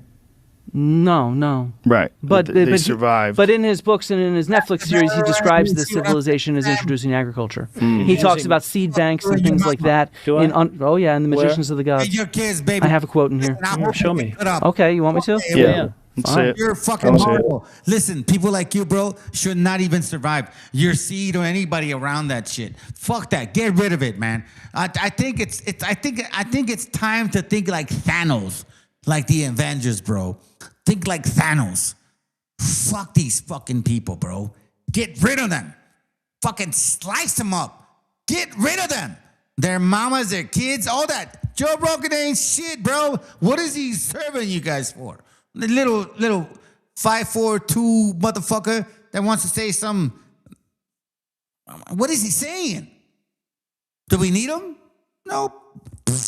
Cut him off. Okay, who else? Let's see. Oh, that's right. Kill Bill. Whatever the kill Joe. Kill Tony. That little Puerto Rican looking motherfucker. Right? He's gay as fuck, bro. And he says it often. And yet you guys don't even get it, bro. He's constantly saying sucking cock and he's talking about sucking dick and like, you know, you shouldn't like question him if he does that. Or how about him and you challenge each other to like blow each other and to figure out who's more fucking gay? Bro, if that's not the gayest motherfucker I've ever heard, I don't know what the fuck that is. And guess what? Joe Rogan. Yeah, that little 5'2" midget. Joe Rogan. I'm just gonna sit in ice. Joe Rogan. The little midget. Joe Rogan. Even though he don't even have sex with his wife no more. Hey, listen. You know what he says? He says that if he could suck his cock all day, he could do it all day. That's what he said. You guys aren't even watching the show, bro? That guy's a fucking queer. He's a queer. And you guys didn't even notice it. He's a total fucking joto and shit. Do you guys want me to show you? Give me a second. It seems fanciful to you want to use it? I can't do your accent. You want to read it? It seems fanciful to imagine that we might, in an almost high-tech sense, if he could suck his own cock, he would do it, bro. Why are you guys all fucking surprised? Why do you guys even surprised that he brought this fucking piece of shit cocksucker over here? Why would you guys be surprised that he brought that Brandon cocksucker too and that little stupid ass little 50-year-old little skinny man? Why would you be surprised when he invited all those fat fuckers acting like they're fucking smart or even funny, bro? Listen, I'll tell you what, bro. I love comedy. I'm not a funny man, but I love comedy. And I can judge a very good comic. And these motherfuckers, bro, they are not funny at all. Be looking at the specifications of a seed bank here. Oh, this is from Fingerprints of the Gods. No, it's from Magicians of the Gods. Oh, maybe I repeated it in Magicians.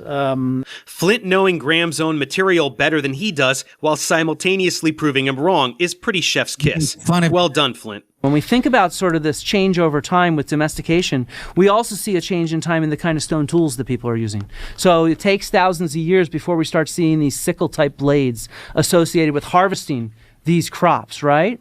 And then the next step we can take is this introduction, this sort of transfer of technology that agriculturalists do. And so when we go back to this sort of end of the Stone Age type period, where we're maybe looking for something like a seed bank or a shelter that's keeping these, Noah's Ark or something like that, what we can also look at is it doesn't look like anything's introduced. These plants and animals get domesticated in the natural regions where their wild progenitors were growing and living. We can track, for example, the rise of different agricultural societies from pollen that floats through the air. We can track, for example, tree crops when they start getting introduced and when they become common. We can track grains and when they come in and become very common in these different regions. And the key thing I want to draw your attention to is a lot of these proxies, these cores, are taken from coastal areas.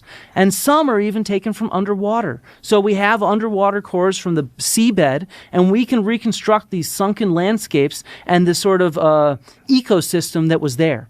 And nowhere do we see an ecosystem of agriculture, arboriculture, or anything like that. Instead, we see very natural landscapes, the type of landscapes that hunter-gatherers would live in.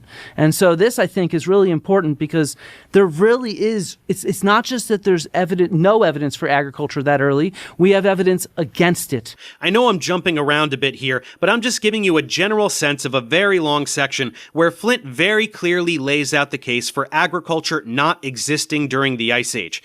Not just a lack of evidence for agriculture, but multiple lines of evidence that it cannot have been happening. This is devastating for Graham. To credulous lay people, but what if we haven't found it yet, sounds pretty reasonable. But when you stack up the real science, it just isn't there. Again, to be as clear as humanly possible, not only is there zero evidence for Graham's magic civilization, but all of the evidence available specifically suggests that it can't have existed.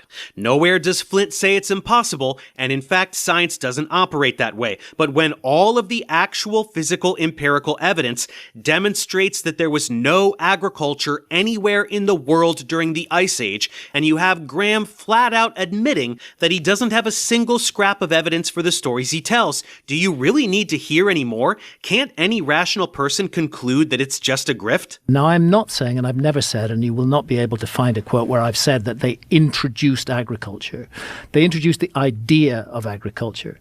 And we're talking about a very small number of people. The myths speak of 7 sages again and again in multiple locations around the world. Fucking hell. This is the most intense backpedaling I've ever seen. Graham is now saying that he never suggested that this magical civilization introduced agriculture, but just the idea of agriculture. So this super advanced civilization with 19th century level technology was so incredible that it thought of the idea of agriculture in a daydream and passed it along like a game of telephone until someone else got their act together and made it happen. This is